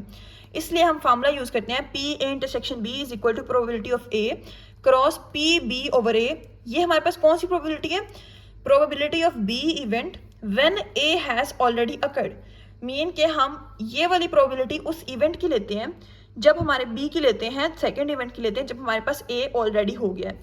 ये किस तरह समझ आएगी, अब यहाँ पे मैं आपको क्वेश्चन दिखाती हूँ। एक बैग है, it contains 5 red and 3 blue balls. एक बैग के अंदर क्या है, 5 रेड है, 3 ब्लू है, टोटल कितनी है, 8। 2 balls are drawn without replacement. अब मैंने 2 बॉल्स को ड्रॉ करना है विदाउट रिप्लेसमेंट, मीन कि मैंने एक बॉल को ड्रॉ किया, ठीक है, 8 बैग्स से, 8 बॉल से, 8 बॉल्स हैं टोटल, मैंने एक बॉल को ड्रॉ किया, ठीक है, और क्या किया, उसको रिप्लेस नहीं किया, मीन के मैंने उसको अपने पास ही रख लिया। इसने क्या किया, इसने जो दूसरी बॉल है उसकी प्रोबेबिलिटी को अफेक्ट किया। Find the probability of the both red. मैंने लेनी दोनों रेड हैं, बट अगर एक सैंपल में 2 रेड हैं, लाइक एक बॉल, एक हमारे पास क्या है, बैग है, उसके अंदर 1 2 3 4 5 6 7 8, एक ये रेड है, एक ये रेड है, ठीक है, कितनी रेड है, 5 है, एक ये रेड है, एक ये रेड है और एक ये रेड है, टोटल हमारे पास कितनी है, ये ब्लू है, टोटल 5 रेड है। मैंने एक रेड बॉल निकाल ली, ठीक है, रेड बॉल निकाल ली, तो क्या हुआ, उसकी प्रोबेबिलिटी कितनी थी, 1/8, ठीक है, मैंने 5/8, यहाँ पे टोटल 5 उसके हमारे पास फेवरेबल आउटकम्स थे, 5/8 टोटल बॉल में से हमारे पास 5 आ जाएगी एक रेड बॉल निकालने की। अब नेक्स्ट हम कहते हैं, हमारे पास मैंने अब एक बॉल निकाल ली, रिमेनिंग कितनी रहेगी, 4 रेड 3 ब्लू, मीन के 7 बॉल्स रहेगी, जिनमें से हमने 4 रेड हैं, तो इसकी प्रोबेबिलिटी क्या होगी, जो बी इवेंट की, 4/7, probability of A, probability of B second, ठीक है। क्यों 7 आया, एक बॉल तो हमने निकाल ली है, तो टोटल में से एक माइनस करेंगे 7, और एक हमने निकाली कौन सी है, रेड, दूसरी भी रेड ही हमने फाइंड करनी है, तो टोटल बाकी कितनी रहेगी, रेड, 4/7। इन दोनों को मल्टीप्लाई करेंगे तो इस तरह हमारे पास आंसर आ जाएगा, ठीक है। ये हमारे पास क्या आ जाएगा, इंडिपेंडेंट इवेंट का। नेक्स्ट हमारे पास रूल जो है वो हमारे पास है कंप्लीमेंट रूल। कंप्लीमेंट रूल क्या होता है, हम एक चीज़ को फाइंड करने जा रहे हैं, वो क्या करता है, हमारे पास किसी दूसरी चीज़ को फाइंड कर देता है। किस तरह, अगर मैं आपसे कहूँ इट रेन्स टुडे, मैंने आज मतलब मैं यही कह रही हूँ कि आज बारिश होगी, इवेंट ए है, मैंने उसको कह दिया, बट इसका कंप्लीमेंट ए किस तरह से बनता है कि आज बारिश नहीं होगी। इससे यानी कि एक इवेंट से हम दूसरे इवेंट की पॉसिबिलिटी, प्रोबेबिलिटी निकालते हैं जो कि इवेंट हमारे पास नहीं होता, जो कि बताया ही नहीं गया। जैसे रेन, अब मैंने कहा बारिश होगी, अब किसी ने ये नहीं कहा कि बारिश नहीं होगी। इसका हमारे पास जो कंप्लीमेंट ए है, मीन के इवेंट बी बनता है, हमारे पास कंप्लीमेंट ए बनता है, वो हमारे पास ये है कि बारिश आज नहीं होगी। अब इसको आपको समझ नहीं आई, आप इसका फॉर्मूला देखें, P A complement is equal to 1 minus P A. Mean के अगर मैं एक इवेंट को स्टडी कर रही हूँ तो इसका ये मतलब है कि उसका ऑपोजिट इवेंट जो है उसको भी मैं स्टडी कर रही हूँ। जैसे अगर मैं कहती हूँ बारिश आज होगी, इसका ये मतलब है कि आज हमारे पास बारिश होगी, ठीक है। लेकिन फिर मैं कहती हूँ कि कम्प्लीमेंट में क्या कहती हूँ, आज बारिश नहीं होगी, तो ये हमारे पास क्या आ जाता है, कम्प्लीमेंट। तो ये P A complement is equal to 1 minus P A, P probability है of complement A, probability of A. ये हमारे पास क्या आ जाएगा, ये हमारे पास आ जाता है फॉर्मूला, इसको आपने याद कर लेना पहले। यहाँ पे एग्जांपल देखते हैं, probability of getting even numbers on a dice. अब हमारे पास मैंने एक प्रोबेबिलिटी निकालनी है इवन की। कितनी है इवन, हमारे पास एक डाइस में कितने होते हैं, 3 होते हैं। कौन कौन से, 2, 4 और 6, 3/6, 1/2। मैंने तो निकालनी है ए की, हमारे पास इवेंट ए की, बट साथ में हमारे पास ए कम्प्लीमेंट की भी निकल आती है कि हमारे पास जो इवन नहीं है वो किस तरह आएगा, 1 माइनस पी ए जो हमारे पास ले लिया इज इक्वल टू 1/2, आंसर आ जाएगा। तो ये हमारे पास क्या आ जाएगा, कम्प्लीमेंट रूल। अब हम कहते हैं कंडीशनल प्रोबेबिलिटी रूल। इसमें क्या होता है, इसमें प्रोबेबिलिटी जो होती है वो एक इवेंट की होती है। मीन कि हम जो एक इवेंट है वो हो रहा है, हम उसकी प्रोबेबिलिटी का कैलकुलेट करते हैं, जबकि हमारे पास दूसरा इवेंट पहले ही हो चुका है। एक इवेंट है हमारे पास, वो हमने क्या करना है, कैलकुलेट करना है, जबकि दूसरा इवेंट पहले ही हो चुका है। जैसे अगर मैं कहूँ एक कार्ड है, मीन के दूसरा इवेंट हमें दिया होता है कि ये हो चुका है। एक कार्ड है वो मैंने ड्रॉ किया है एक डेक से, मीन के 52 कार्ड होते हैं डेक में, मैंने एक कार्ड ड्रॉ कर दिया और मैंने वो कहा कि हमारे पास फेस कार्ड है। अब मैंने एक इवेंट अकर हो गया है कि फेस कार्ड है। अब उस फेस कार्ड में से हमारे पास, फेस कार्ड कौन से हैं हमारे पास, जो सारे कार्ड्स हैं, मीन के हमारे पास 13 कार्ड्स आ जाते हैं। फेस कार्ड पिक्चर कार्ड जिसको हम कहते हैं, जो कि हर किसी में 3-3 होते हैं। मीन के हमारे पास डायमंड में, स्पैड में, जो क्लब में है और हार्ट में है, इन सब में 3-3 है फेस कार्ड्स, ठीक है।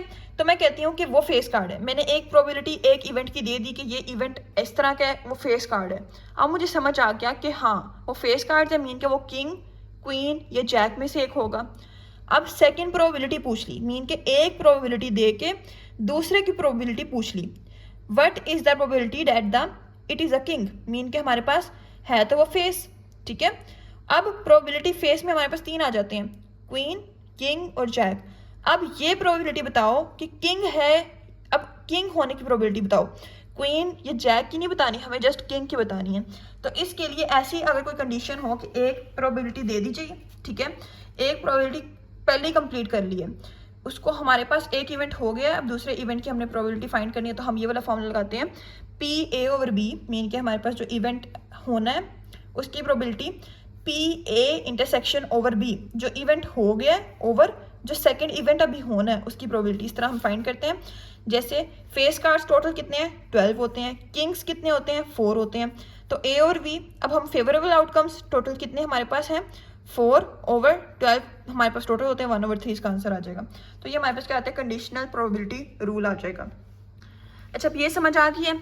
अब नेक्स्ट आते हैं, हमने चीज़ें पढ़ ली, हमने पढ़ लिया प्रोबेबिलिटी क्या होता है, हमने इसके सारे जो टर्म्स थी इंपॉर्टेंट वो पढ़ ली, सैम्पल स्पेस पढ़ ली। देन अब हम क्या कहते हैं, हमारे पास हमने रोज रिपोर्ट पढ़ ली है, हमने इसके फार्मूलाज भी पढ़ लिए। अब हम आते हैं हमारे पास प्रैक्टिस क्वेश्चंस पे। अब जैसे जैसे प्रैक्टिस क्वेश्चन सॉल्व करेंगे आपको समझ आती जाएगी। फर्स्टली हमारे पास आता है पहला प्रैक्टिस क्वेश्चन। यहाँ पे एक स्टूडेंट है, student goes to the library, student library में जाता है, लेट इवेंट्स बी। अब उन्होंने इवेंट दे दिया, बी क्या है, the student checks out a book. एक स्टूडेंट क्या करता है, लाइब्रेरी में जाके क्या करता है, एक बुक निकालता है, उसको पढ़ता है। एंड डी, अब इवेंट कौन सा है जिसमें स्टूडेंट क्या करता है, वो डीवीडी निकाल लेते हैं। तो क्या है, suppose that P B is equal to 0.40। Mean के हमारे पास बी की प्रोबेबिलिटी उन्होंने दे दी है 0.40। देन डी की प्रोबेबिलिटी क्या है, 0.30, ठीक है, दोनों की प्रोबेबिलिटी उन्होंने दे दी है। और P D over B, mean के उन्होंने जो हमारे पास डी ओवर बी है इसकी भी प्रोबेबिलिटी दे दी है 0.5। अब वो कहते हैं find probability of B and D, find the probability of B और डी। अच्छा, अब यहाँ पे आप लोग क्वेश्चन पे अगर गौर करें, क्वेश्चन के अंदर ही आपका जो फॉर्मूला है वो छुपा हुआ है, बी एंड डी। एंड मैंने बताया था एंड आ जाएगा तो हमारे पास क्या आ जाएगा, मल्टीप्लीकेशन रूल। अब मल्टीप्लीकेशन रूल फॉलो होगा। अब यहाँ पे हमने सेलेक्ट करना है या तो डिपेंडेंट या इंडिपेंडेंट। अब स्टूडेंट गया लाइब्रेरी में, या तो वो बुक निकाल रहा है या वो डीवीडी निकाल रहा है, तो एक दूसरे को ये अफेक्ट तो नहीं कर रहे ना। मीन कि अगर बुक निकाल लिया तो डीवीडी नहीं निकाल सकता, या डीवीडी निकाल लिया तो बुक नहीं निकाल सकता, इस तरह कोई अफेक्ट तो नहीं कर रहा। तो हमारे पास this is called the independent event. B और डी, और मीन मैंने आपको पढ़ाया था, और कहाँ आता है? एडिशन रूल्स में। एडिशन रूल में अब हमने देखना है कि दो हमारे पास कौन से हैं, कि कौन से हैं इकट्ठे अगर हो रहे हैं या नहीं हो रहे। नॉन म्यूचुअली एक्सक्लूसिव इवेंट ऐसा इवेंट होता है जिसमें हमारे पास क्या होते हैं, दोनों चीज़ें इकट्ठी हो सकती हैं। जैसे एक स्टूडेंट है, वो गया, उसने क्या किया, उसने जाके बुक भी निकाली, उसने डीवीडी भी निकाल ली, दोनों निकाल सकता है, उसकी अपनी मर्जी है, ठीक है। या वो ये मैं ये कहूँ कि नहीं, अगर उसने एक बुक निकाल ली है तो वो डीवीडी नहीं निकाल सकता, तो ये हमारे पास क्या आता है, म्यूचुअली एक्सक्लूसिव, जो कि हमारे पास पॉसिबल नहीं है, क्योंकि यहाँ पे अब जो स्टूडेंट है वो जाके बुक भी निकाल सकता है, वो डीवीडी भी निकाल सकते हैं। This is called the non mutually exclusive, mean के हमारे पास दोनों इवेंट्स एक साथ हो सकते हैं। अब यहाँ पे पहले हम फार्मूला अप्लाई करते हैं, probability of B and D. In case of independent का फार्मूला सोचें आप लोग, तो हमारे पास फार्मूला क्या आ जाता है, independent, P probability of B cross probability of the B when, यहाँ पे रिप्लेस्ड या हमारे पास विदाउट रिप्लेसमेंट का जिक्र नहीं है, यहाँ पे हमें खुद सोचना है कि डिपेंडेंट है या हमारे पास इंडिपेंडेंट है। तो यहाँ पे हम क्या कहते हैं, हमारे पास इवेंट ए जब हो जाए, ठीक है, इवेंट ए हो जाए, उसकी प्रोबेबिलिटी के बाद जो हमारे पास इवेंट बी बचता है उसकी प्रोबेबिलिटी, मीन के probability of B plus P D over B, sorry cross आ जाएगा। तो यहाँ पे दिया हुआ 0.5, इन दोनों को हमने प्लस किया, आंसर आ जाएगा। प्रोबेबिलिटी ऑफ बी और डी, और मीन हमारे पास एडिशन, एडिशन में हमने कौन सा सेलेक्ट किया था, नॉन म्यूचुअली एक्सक्लूसिव, इसमें हमने फॉर्मूला लगाया, P probability of B plus probability of D minus ये जो कॉमन है probability of B and D, जो कि हमने अभी ऊपर भी निकाली है। तो इसको हमने क्या किया, 0.4 0.3 माइनस ये वाला जो हमारे पास आया आंसर, उसको हमने इधर पुट किया और हमारे पास आंसर आ गया। ये समझ आ गया। नेक्स्ट सेकंड क्वेश्चन पे आते हैं, विच इज अ बॉल, एक हमारे पास बॉल है, उसको हमने ड्रॉन किया है, ball is drawn at random from a bag containing 6 red 4 white and 4 blue. एक बैग है, उसके अंदर हमारे पास 6 रेड है, 4 वाइट है, 4 ब्लू बॉल्स हैं, उससे हमने एक बॉल को ड्रॉ कर लिया, ठीक है। Then determine the probability that the selected ball is either red और ब्लू। अब ये प्रोबेबिलिटी फाइंड करें कि जो सिलेक्टेड बॉल है या तो वो रेड है या वो ब्लू है। अब यहाँ पे टोटल हमारे पास बैग में कितनी बॉल्स हैं, 6 + 4 10, 10 + 4 14, तो हमारे पास n मीन के हमारे पास सैंपल स्पेस, सैंपल पॉइंट्स कितने हैं, NS = 14। अब हमारे पास n तो निकल आया, ठीक है, मीन के हमारे पास sample points, possible sample points हमारे पास निकल आए 14, इन सबको ऐड करके। अब हमने करना है कि हमारे पास प्रोबेबिलिटी फाइंड करनी है that selected ball is either red और ब्लू। अब यहाँ पे क्वेश्चन के अंदर ही पूछा गया और में हम एडिशन रूल फॉलो करते हैं, तो हम कहते हैं कि हमारे पास अब एडिशन में भी दो आते हैं, mutually exclusive, non mutually exclusive. यहाँ पे सोचें, खुद सोचें, एक बॉल को ड्रॉ किया है, हमने बताना है या वो रेड है या वो ब्लू है, मीन के इनमें से एक आ सकता है, दोनों इकट्ठी नहीं आ सकती, तो हम क्या कहते हैं, this is called the non mutual exclusive event. तो let A denotes the event that selected ball is red, पहले हमने रेड की प्रोबेबिलिटी ए निकाल लेंगे, देन बी की, और फिर हमने इसको क्या करना है, फॉर्मूला लगाना है कौन सा, म्यूचुअली एक्सक्लूसिव का। जैसे अब यहाँ पे हमारे पास क्या है, पहले ए निकाल लिया, एन ए मीन के हमारे पास वही फेवरेबल कितने हैं, और हमारे पास N S, N A mean के हमारे पास टोटल बॉल्स कितनी है, हमारे पास रेड वाली 6, ठीक है, और टोटल हमारे पास कितने हैं, एस 14, ब्लू की कितनी है हमारे पास 4। तो हम कहते हैं पहले ए की फाइंड करते हैं, मीन के हमारे पास रेड बॉल्स की प्रोबेबिलिटी टोटल 6/14, ठीक है, ये हमारे पास क्या आ जाएगा, P A. Then B denotes the event that selected ball is blue ball, then N B over N S, N B क्या है हमारे पास 4, मीन के टोटल हमारे पास 4 बॉल्स है ना, उनमें से हमने अगर सिलेक्ट हुई तो एक सिलेक्ट होगी, उसके बाद टोटल। देन इसको हमने क्या किया, P A union probability of A union B, ये हमारे पास जो है नॉन म्यूचुअल एक्सक्लूसिव का, सॉरी हमारे पास क्या है, म्यूचुअली एक्सक्लूसिव का, जो कि हमारे पास दो इवेंट्स इकट्ठे नहीं होते, उसमें हमारे पास दोनों को ऐड करते हैं, तो हमारे पास आंसर आ जाता है। अब नेक्स्ट हमारे पास क्वेश्चन, यहाँ इस तरह के क्वेश्चन आते हैं। ये जो है एक ड्रॉर है, उसमें 50 बोल्ट्स हैं और 150 नट्स हैं, ठीक है। अब हम कहते हैं एक ड्रॉर में 50 बोल्ट्स हैं, 150 नट्स हैं, half of the bolts and the half of the nuts are rusted। half bolts mean के 25 bolts जो हैं, और half of the nuts mean के 150 का half कितना होता है, 75, they are rusted। if one item is chosen at random mean के हमारे पास एक randomly हमने क्या किया, हमने चूज़ किया एक आइटम, कोई भी इन दोनों में से हमने एक आइटम चूज़ किया, what is the probability that it is rusted और इज़ अ बोल्ट। मीन के हमारे पास यहाँ पे प्रोबेबिलिटी फाइंड करनी है कि हमारे पास या तो वो रस्टेड होगा या वो बोल्ट होगा, वो हमारे पास रस्टेड होगा या वो बोल्ट होगा। और में हम क्या कहते हैं, हमारे पास कौन सा लगेगा, एडिशन।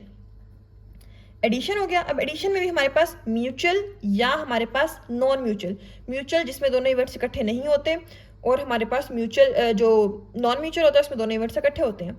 हमने अब एक आइटम ड्रॉ किया, हम कहते हैं या वो आइटम क्या होगा, रस्टेड होगा या वो बोल्ट होगा।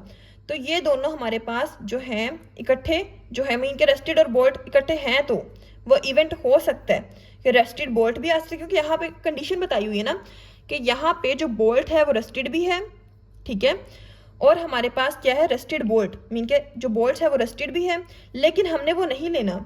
हमने कहा कि हमारे पास प्रोबेबिलिटी बताओ कि वो रस्टेड है या वो बोल्ट है। मीन के वो रस्टेड बोल्ट नहीं हो सकता, वो या तो रस्टेड हो सकता है या वो बोल्ट हो सकता है। ये बात समझ आ गई है। अब यहाँ पे वो कह रहा है कि या वो रस्टेड होगा या वो बोल्ट होगा, तो इसमें हमारे पास जो प्रोबेबिलिटी, हमारे पास जो फॉर्मूला पुट होगा वो हमारे पास नॉन म्यूचुअल एक्सक्लूसिव का, क्योंकि अगर वो एक चीज़ निकाली है वो रस्टेड बोल्ट भी निकाल सकता है, दोनों इवेंट्स हमारे पास इकट्ठे हो सकते हैं, बट उसने कंडीशन दे दी है कि दोनों होने नहीं चाहिए। लेकिन फॉर्मूला तो वही लगेगा ना जो हमारे पास हमने पढ़ा है कि हमारे पास नॉन म्यूचुअल एक्सक्लूसिव का, कि हमारे पास दो इवेंट्स जहाँ पे इकट्ठे हो रहे हों वहाँ पे क्या होता है, हमारे पास फॉर्मूला हमने नॉन म्यूचुअल एक्सक्लूसिव का लगाना है। तो यहाँ पे हमारे पास दो इवेंट्स मीन के रस्टेड और बोल्ट इकट्ठे हो सकते हैं, जो बोल्ट्स हैं वो रस्टेड भी हैं, ये हमारे पास इकट्ठे हो सकते हैं, बट हमने वो लेने नहीं है। अब ये बात समझ आ गई है। अब आप एक फॉर्मूला इसके मतलब फर्दर करेंगे, आपको समझ आ जाएगी। सबसे पहले हमने एक टेबल बना लिया बोल्ट का, नट्स का और टोटल, मतलब बोल्ट कितने हैं, रस्टेड और अनरस्टेड। टोटल बोल्ट्स हमारे पास कितने हैं, 50, उसमें से 25 मीन के हाफ रस्टेड है, हाफ अनरस्टेड है। नट्स भी सेम, उसमें 75 रस्टेड, 75 अनरस्टेड। ये टोटल 50 है, ये टोटल 150 है, और इनको जब हम ऐड करेंगे मीन के रस्टेड जो आइटम्स हैं वो 100 है, अनरस्टेड 100 है, और टोटल 200 आइटम्स हैं। अब यहाँ पे हम कहते हैं कि हमारे पास let A denotes the event that selected item is rusted. अब सबसे पहले यहाँ पे जो ट्रिक है सॉल्व करने की, आपने क्या करना है, यहाँ पे हमने किसकी प्रोबेबिलिटी लेनी है, रस्टेड की और बोल्ट की। हमने रस्टेड और बोल्ट दोनों इकट्ठे की नहीं, मीन के रस्टेड बोल्ट की नहीं लेनी, ये हमें नहीं चाहिए। हमें क्या चाहिए, हमें रस्टेड हो या वो बोल्ट हो, या तो वो रस्टेड हो या वो ये वाला बोल्ट हो, ठीक है। तो हम क्या कहते हैं, हमारे पास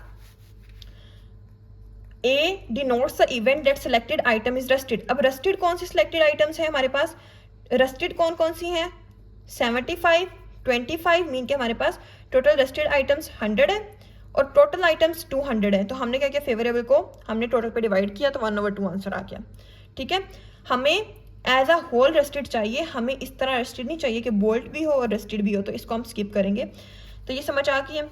अब हम कहते हैं let B denotes the item that is bolt, जो कि रस्टेड ना हो, मीन के बोल्ट हो लेकिन रस्टेड ना हो। तो हम कहते हैं टोटल बोल्ट्स कितनी है हमारे पास, 50। अब अगर मैं आपको यहाँ पे दिखाती हूँ, जो कि हमारे पास बोल्ट है, मीन के 50/200 इज इक्वल टू 1/4। ये समझ आ गई प्रोबेबिलिटी, मीन के टोटल हमारे पास फेवरेबल इतनी है। अब उसके बाद टोटल हमारे पास कितनी है, 1/4। अब ए इंटरसेक्शन बी, मीन के हमारे पास जो कॉमन चीज़ है वो है रस्टेड बोल्ट, कि हमें जो रस्टेड बोल्ट ये नहीं चाहिए। वो उसकी प्रोबेबिलिटी क्या आ जाएगी, हमारे पास 25 है ना, ये हमारे पास रस्टेड और बोल्ट दोनों, एक रस्टेड भी और बोल्ट भी हो, तो 25, तो 25/200 टोटल 1/6। अब हमने क्या करना है, हमने फॉर्मूला लगाया P A union B, probability of A plus probability of B minus probability of A intersection B, जो कि हमारे पास क्या है, हमें नहीं चाहिए। हमें क्या नहीं चाहिए, बोल्ट भी हो और रस्टेड भी हो, वो हमें नहीं चाहिए, मीन के ये वाली प्रोबेबिलिटी हमें नहीं चाहिए। इसको हम माइनस करेंगे, बाकी इन दोनों को हम ऐड करेंगे और हमारे पास आंसर आ जाएगा। इस बात की समझ आई है। अब हम नेक्स्ट देखते हैं तो समझ आ जाएगी, ठीक है। अब यहाँ पे इसको ना आपने रिपीट देखना है, 1-2 दफ़ा करके देखेंगे, इंशाल्लाह आपको समझ आ जाएगी। ये थोड़ा सा कॉम्प्लिकेटेड है, ये फर्स्टली समझने में ना थोड़ा सा डिफिकल्ट लगता है, बट इसको मैं आपको एंड पे एक ओवरव्यू और दे देती हूँ, ठीक है। अ box has 4 defective and 6 non defective, mean के हमारे पास क्या है, एक बॉक्स में 4 डिफेक्टिव है, 6 नॉन डिफेक्टिव है, मीन के टोटल कितने हैं, 10। ये समझ आ गई। अच्छा, यहाँ पे क्या कहते हैं, हमारे पास 2 bulbs are drawn without replacement, mean के हमारे पास यहाँ पे कौन सा लगेगा, मल्टीप्लीकेशन रूल, उसमें भी कौन सा लगेगा, विदाउट वाला, मीन के हमारे पास डिपेंडेंट वाला। What is the probability that both bulbs are defective, कि दोनों बल्ब्स हमारे पास क्या हो, डिफेक्टिव हो, उसकी probability. Let A be the event that first bulb is defective, let B be the event that second bulb is non defective. ये समझ आ गई, हमने ए बी इवेंट लेट कर लिया। अब हम कहते हैं applying the rule for the dependent event, जो हमने पढ़े हुए हैं, P A cross P B over A, P A. अब प्रोबेबिलिटी ऑफ ए, मीन के पहले बल्ब की प्रोबेबिलिटी, टोटल कितने हैं हमारे पास, 10, 4 डिफेक्टिव और हमें दोनों ही डिफेक्टिव चाहिए। तो पहले वाले की हमारे पास प्रोबेबिलिटी ऑफ ए कितनी आ जाएगी, 4/10, मतलब 10 में से 4, ठीक है। अब प्रोबेबिलिटी ऑफ बी क्या आएगी, बी ओवर ए, ये फॉर्मूला मैंने कहा था कि बी ओवर ए क्या होता है, probability of B when the event A has already occurred, mean के हमारे पास जब ए हो गया है, एक बल्ब निकल गया है जो हमारे पास क्या है, डिफेक्टिव है। जब एक बल्ब निकल गया जो डिफेक्टिव है, तो हम कहते हैं हमारे पास रिमेनिंग कितने हैं, 9, और ये कितने रिमेनिंग है, 3, तो हमारे पास 3/9 आ जाएगी probability of the B when the A has already drawn या अकर्ड। तो इस तरह हम कहते हैं 3/9 के साथ मल्टीप्लाई किया तो इस तरह आंसर आ जाएगा। ये समझ आ गया। Next question, the probability that a man will alive in 25 years is 3/5। एक आदमी है, वो हमारे पास 25 साल में कितनी उसकी प्रोबेबिलिटी है कि वो जिंदा रहेगा, 3/5, और उसकी वाइफ की कितनी है, and his wife will be alive in 25 years is 2/3, उसकी इतनी प्रोबेबिलिटी है, और हमारे पास मैन की 3/5 है। फाइंड द प्रोबेबिलिटी डैट, अब प्रोबेबिलिटी हमने फाइंड करनी है, both will be alive in 25 years, दोनों 25 सालों में जिंदा रहेंगे। Only man will alive in 25 years, हमारे पास जो मैन है वो सिर्फ 25 साल में जिंदा रहेगा। Only wife will alive in 25 years, सिर्फ वो उसकी जो बीवी है वही हमारे पास क्या करेगी, 25 years में जिंदा रहेगी। या हमारे पास at least 1 will alive in 25 years, कम अज कम एक, ठीक है, एक से ज़्यादा भी हो सकते हैं, लेकिन कम अज कम एक हमारे पास जिंदा रहेगी, ठीक है। Then at most 1 will alive in 25 years, हमारे पास ज़्यादा से ज़्यादा एक ही जिंदा रहेगा, एक नहीं, मतलब एक ही जिंदा रहेगा, ज़्यादा से ज़्यादा उससे कम भी जिंदा रह सकता है, मीन के दोनों ही जिंदा नहीं रह सकते। तो ये हमारे पास क्या होता है, एट मोस्ट। ये मैंने आपको पहले भी टर्म समझाई हैं। अब यहाँ पे सबसे पहले हम कहते हैं लेट। ये ना क्वेश्चंस आप लोगों को भी डिफिकल्ट लग रहे होंगे, बट ये सुपर इजी है, जब आप इसको अपने हाथों से सॉल्व करोगे इंशाल्लाह आपको कोई भी डिफिकल्टी नहीं होगी। Let A be the event that a man is alive in 25 years, ठीक है, एंड ए, ये क्या है हमारे पास, हमने ले लिया समय ए के ऊपर bar, will be the event that he died in the 25 years, कि हमने एक लाइफ की ले ली, एक हमने क्या ले ली, डेड की। Let B be the event that his wife will alive in 25 years, और बी के ऊपर बार हमने ले लिया कि वो डेड हो जाएगी 25 years में, ये हमने लेट कर लिया। अब हम कहते हैं हमने सबसे पहले किसकी प्रोबेबिलिटी फाइंड करनी है, जो हमें दी हुई है, प्रोबेबिलिटी ऑफ ए, ठीक है, मतलब हमारे पास अलाइव की, ये वाली अलाइव की probability of A 3/5, then probability of B is equal to 2/3। तो इस तरह हमें दी हुई है, ठीक है। प्रोबेबिलिटी ऑफ ए 3/5, यहाँ पे हमने कंप्लीमेंट रूल फॉलो किया, पी ए कंप्लीमेंट। अच्छा, कंप्लीमेंट रूल कैसे फॉलो हो सकते हैं, हमारे पास जो कंप्लीमेंट रूल है वो इसलिए फॉलो हुआ क्योंकि यहाँ पे हमें जिंदा की दी हुई है, हमने उसके डेड की निकाल ली है, तो डेड की आ जाएगी P A is equal to 1 minus P A, probability of A 1 minus किया 2/5, ये हमारे पास कंप्लीमेंट रूल फॉलो हुआ है जो हमने पढ़ा था। नेक्स्ट हम आते हैं हमारे पास पी बी। अब यहाँ पे जिंदा की दी हुई है, हमने उसके डेड की निकाल लेनी है 1 माइनस पी बी, ठीक है, तो हमारे पास क्या आ जाएगा, डेड की। अच्छा, हम यहाँ पे आते हैं, हम कहते हैं सबसे पहला केस क्या है, both will be alive in 25 years, mean के हमारे पास 25 सालों में दोनों क्या होंगे, जिंदा होंगे। तो यहाँ पे हमारे पास कौन सा, अगर आप सोचें ना, दोनों जिंदा है, मीन के हमारे पास वो इंडिपेंडेंट है, एक दूसरे के ऊपर डिपेंड नहीं कर रहे, तो हम कहते हैं यहाँ पे मल्टीप्लिकेशन रूल फॉलो होता है। मैंने बताया था जब बोथ आ जाएगा तब आपने क्या करना है, हमारे पास यहाँ पे मल्टीप्लिकेशन रूल होगा फॉलो। अब मल्टीप्लिकेशन रूल में भी हमारे पास कौन सा, कि हमारे पास वो दोनों एक दूसरे पे डिपेंड कर रहे हैं या नहीं कर रहे, दोनों जिंदा हैं, किसी का जिंदा रहना, किसी का मरना किसी के ऊपर डिपेंड तो नहीं कर रहा ना इधर भी, कि हमारे पास दोनों भी जिंदा हो सकते हैं, दोनों भी डेड हो सकते हैं, एक भी जिंदा हो सकता है, एक भी डेड हो सकता है, या एक जिंदा होगा तो इसका ये मतलब तो नहीं है कि दूसरे ने मरना ही मरना है। तो इसलिए ये हमारे पास क्या है, they are the independent event. Independent में हम कौन सा फॉर्मूला लगाते हैं, probability of A probability of B. तो हमारे पास ए की कितनी वैल्यू है, 3/5, क्रॉस 2/3, जब इसको सॉल्व करेंगे 2/5 आ गया। अब यहाँ पे only the man will alive in 25 year, just हमारे पास जो मैन है वो रहेगा हमारे पास जिंदा और हमारे पास जो वाइफ है वो डेड हो जाएगी। ठीक है, यहाँ भी वो एक दूसरे पे डिपेंड नहीं कर रहे। ठीक है, यहाँ पे भी वो इंडिपेंडेंट ही है। PA क्रॉस PB, ठीक है, बार मीन के डेड की ले ली, तो PA की वैल्यू कितनी है हमारे पास 3/5। ठीक है, और जो डेड की है उसकी वाइफ की डेड की प्रोबेबिलिटी 1/3, इसको जब हम करेंगे तो 1/5 आ जाएगा। यहाँ पे सेम, यहाँ पे मैन जिंदा था, यहाँ पे वाइफ जिंदा है, तो इसको हम मल्टीप्लाई करेंगे तो इस तरह हमारे पास आ जाएगा eight least 1 will be alive. अगर आपको याद हो, मैंने आपको बताया था एट लीस्ट जब आएगा तो हमने एडिशन रूल फॉलो करना है। एडिशन रूल में भी हमने क्या कहना है कि हमारे पास कम अज कम एक जिंदा है, मीन कि हमारे पास कम अज कम एक जिंदा है और एक से ज्यादा भी जिंदा हो सकता है। ठीक है, लेकिन एक जरूर जिंदा होगा। तो हम कहते हैं हमारे पास दोनों इवेंट्स हो रहे हैं, मीन कि हमारे पास they are the non mutual exclusive event, कि हमारे पास कम से कम एक जिंदा है या ज्यादा से ज्यादा, मतलब हमारे पास एक से ज्यादा भी जिंदा हो सकते हैं, मीन के दोनों भी जिंदा हो सकते हैं। तो प्रोबेबिलिटी ऑफ ए ले लिया प्लस वही फार्मूला ने पुट किया, probability of B minus probability of A intersection B. हमने ए इंटरसेक्शन बी यहाँ से निकाला था। ठीक है, हमने 2 और 5 पुट किया, यहाँ पे वैल्यूज पुट की 13/15 आंसर आ गया हमारा। नेक्स्ट हम कहते हैं हमारे पास यहाँ पे एट मोस्ट मैंने कहा था ज्यादा से ज्यादा विल बी अलाइव, मीन के eight most 1 will be alive, ज्यादा से ज्यादा एक जिंदा रहेगा, या हमारे पास एक नहीं, मतलब ज्यादा से ज्यादा एक जिंदा रहेगा। इसके अलावा हमारे पास जो इससे नीचे प्रोबेबिलिटी है, मीन के हमारे पास या तो एक जिंदा रहेगा या कोई भी जिंदा नहीं रहेगा। एट लीस्ट आता तो हम कहते एट लीस्ट 1 आया तो हम कहते हैं कम अज कम एक या फिर 2 जिंदा रह सकते हैं या 3 जिंदा रह सकते हैं, क्योंकि यहाँ पे है ही 2 तो हम 2 ले लेते हैं कि हम 2 ही जिंदा रहेंगे, या कम से कम एक रहेगा या 2 रहेंगे। बट अगर एट मोस्ट आता है तब हम कहते हैं ज्यादा से ज्यादा एक रहेगा, उससे कम भी हमारे पास दोनों भी मर सकते हैं, दोनों भी डेड हो सकते हैं।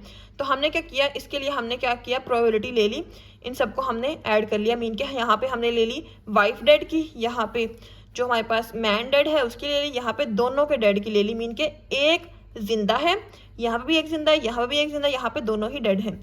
तो इनकी प्रोबेबिलिटीज को हमने क्या किया, प्रोबेबिलिटी ऑफ ए डॉट। अब यहाँ पे हमने इनकी प्रोबेबिलिटीज को क्या किया, इंटरसेक्शन वाले जो फॉर्मूलाज हैं उनको हमने खोला, जैसे हमने एट मोस्ट पढ़ा था। ठीक है, जैसे इंडिपेंडेंट इवेंट्स में हमने क्या किया था, ए इंटरसेक्शन बी होता है ना, दोनों इंडिपेंडेंट है, तो हम कहते हैं probability of A dot probability of dead wife, then probability of A bar dot probability of B.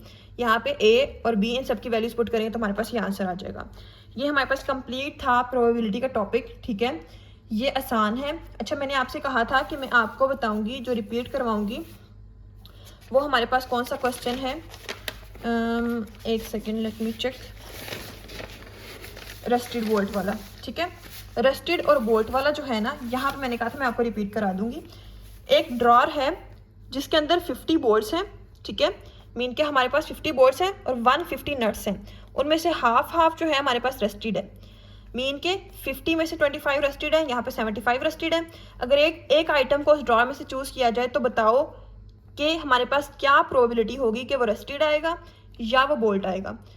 हमें रस्टेड चाहिए या बोल्ट चाहिए, हमें रस्टेड बोल्ट नहीं चाहिए, तो हम कहते हैं हम रस्टेड बोल्ट को माइनस कर देंगे, तो हमें ये वाली प्रोबेबिलिटी नहीं चाहिए। ठीक है, तो हम कहते हैं हमारे पास सबसे पहले और की वजह से हम क्या कहते हैं, एडिशन रूल फॉलो होगा। एडिशन में भी हमारे पास कौन सा, कि हमारे पास जिसमें जो हम नॉन म्यूचुअली एक्सक्लूसिव है, मीन के दोनों इवेंट्स इकट्ठे हो सकते हैं, बट कंडीशन में कहा है कि इकट्ठे नहीं लेने हमने।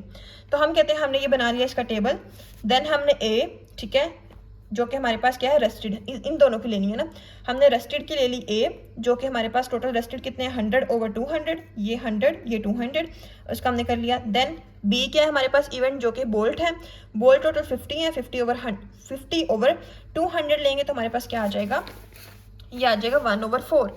देन ए इंटरसेक्शन बी क्या है, जो हमारे पास कॉमन है, मीन के हमारे पास जो हमने नहीं लेना, फॉर्मूला में जो नहीं लेना वो हमारे पास क्या है रस्टेड बोल्ट। तो हम रस्टेड बोल्ट टोटल कितने हैं हमारे पास 25, और वैसे टोटल कितने हैं 200, तो 1/6 फॉर्मूला पुट किया, इसका आंसर आ जाएगा। ठीक है, ये हमारे पास कंप्लीट था प्रोबेबिलिटी का टॉपिक। नेक्स्ट चैप्टर में हम क्या पढ़ेंगे, नेक्स्ट जो लेक्चर है उसमें हम कम्बिनेशन, परम्यूटेशन किस तरह से अप्लाई करना है और कुछ क्वेश्चंस की हम प्रैक्टिस करेंगे। ठीक है, होप सो समझ आ गई है। अगर किसी को नहीं समझ आया वो मुझसे कमेंट बॉक्स में पूछ सकते हैं। अच्छा, अगर आप लोगों को लेक्चर अच्छा लगा देन लाइक करें, कमेंट करें, आप सब्सक्राइब करें। और एक और चीज़, अगर आप लोगों को किसी और टॉपिक के मीन बताएं, हमारे पास प्रोबेबिलिटी के बाद हम कौन सा चैप्टर स्टार्ट करें बायोस्टैट्स का जिसमें आपको डिफिकल्टी पेश आ रही है, हम इंशाल्लाह उसके लेक्चर्स अपलोड करेंगे। जज़ाकल्लाह, गुड लक।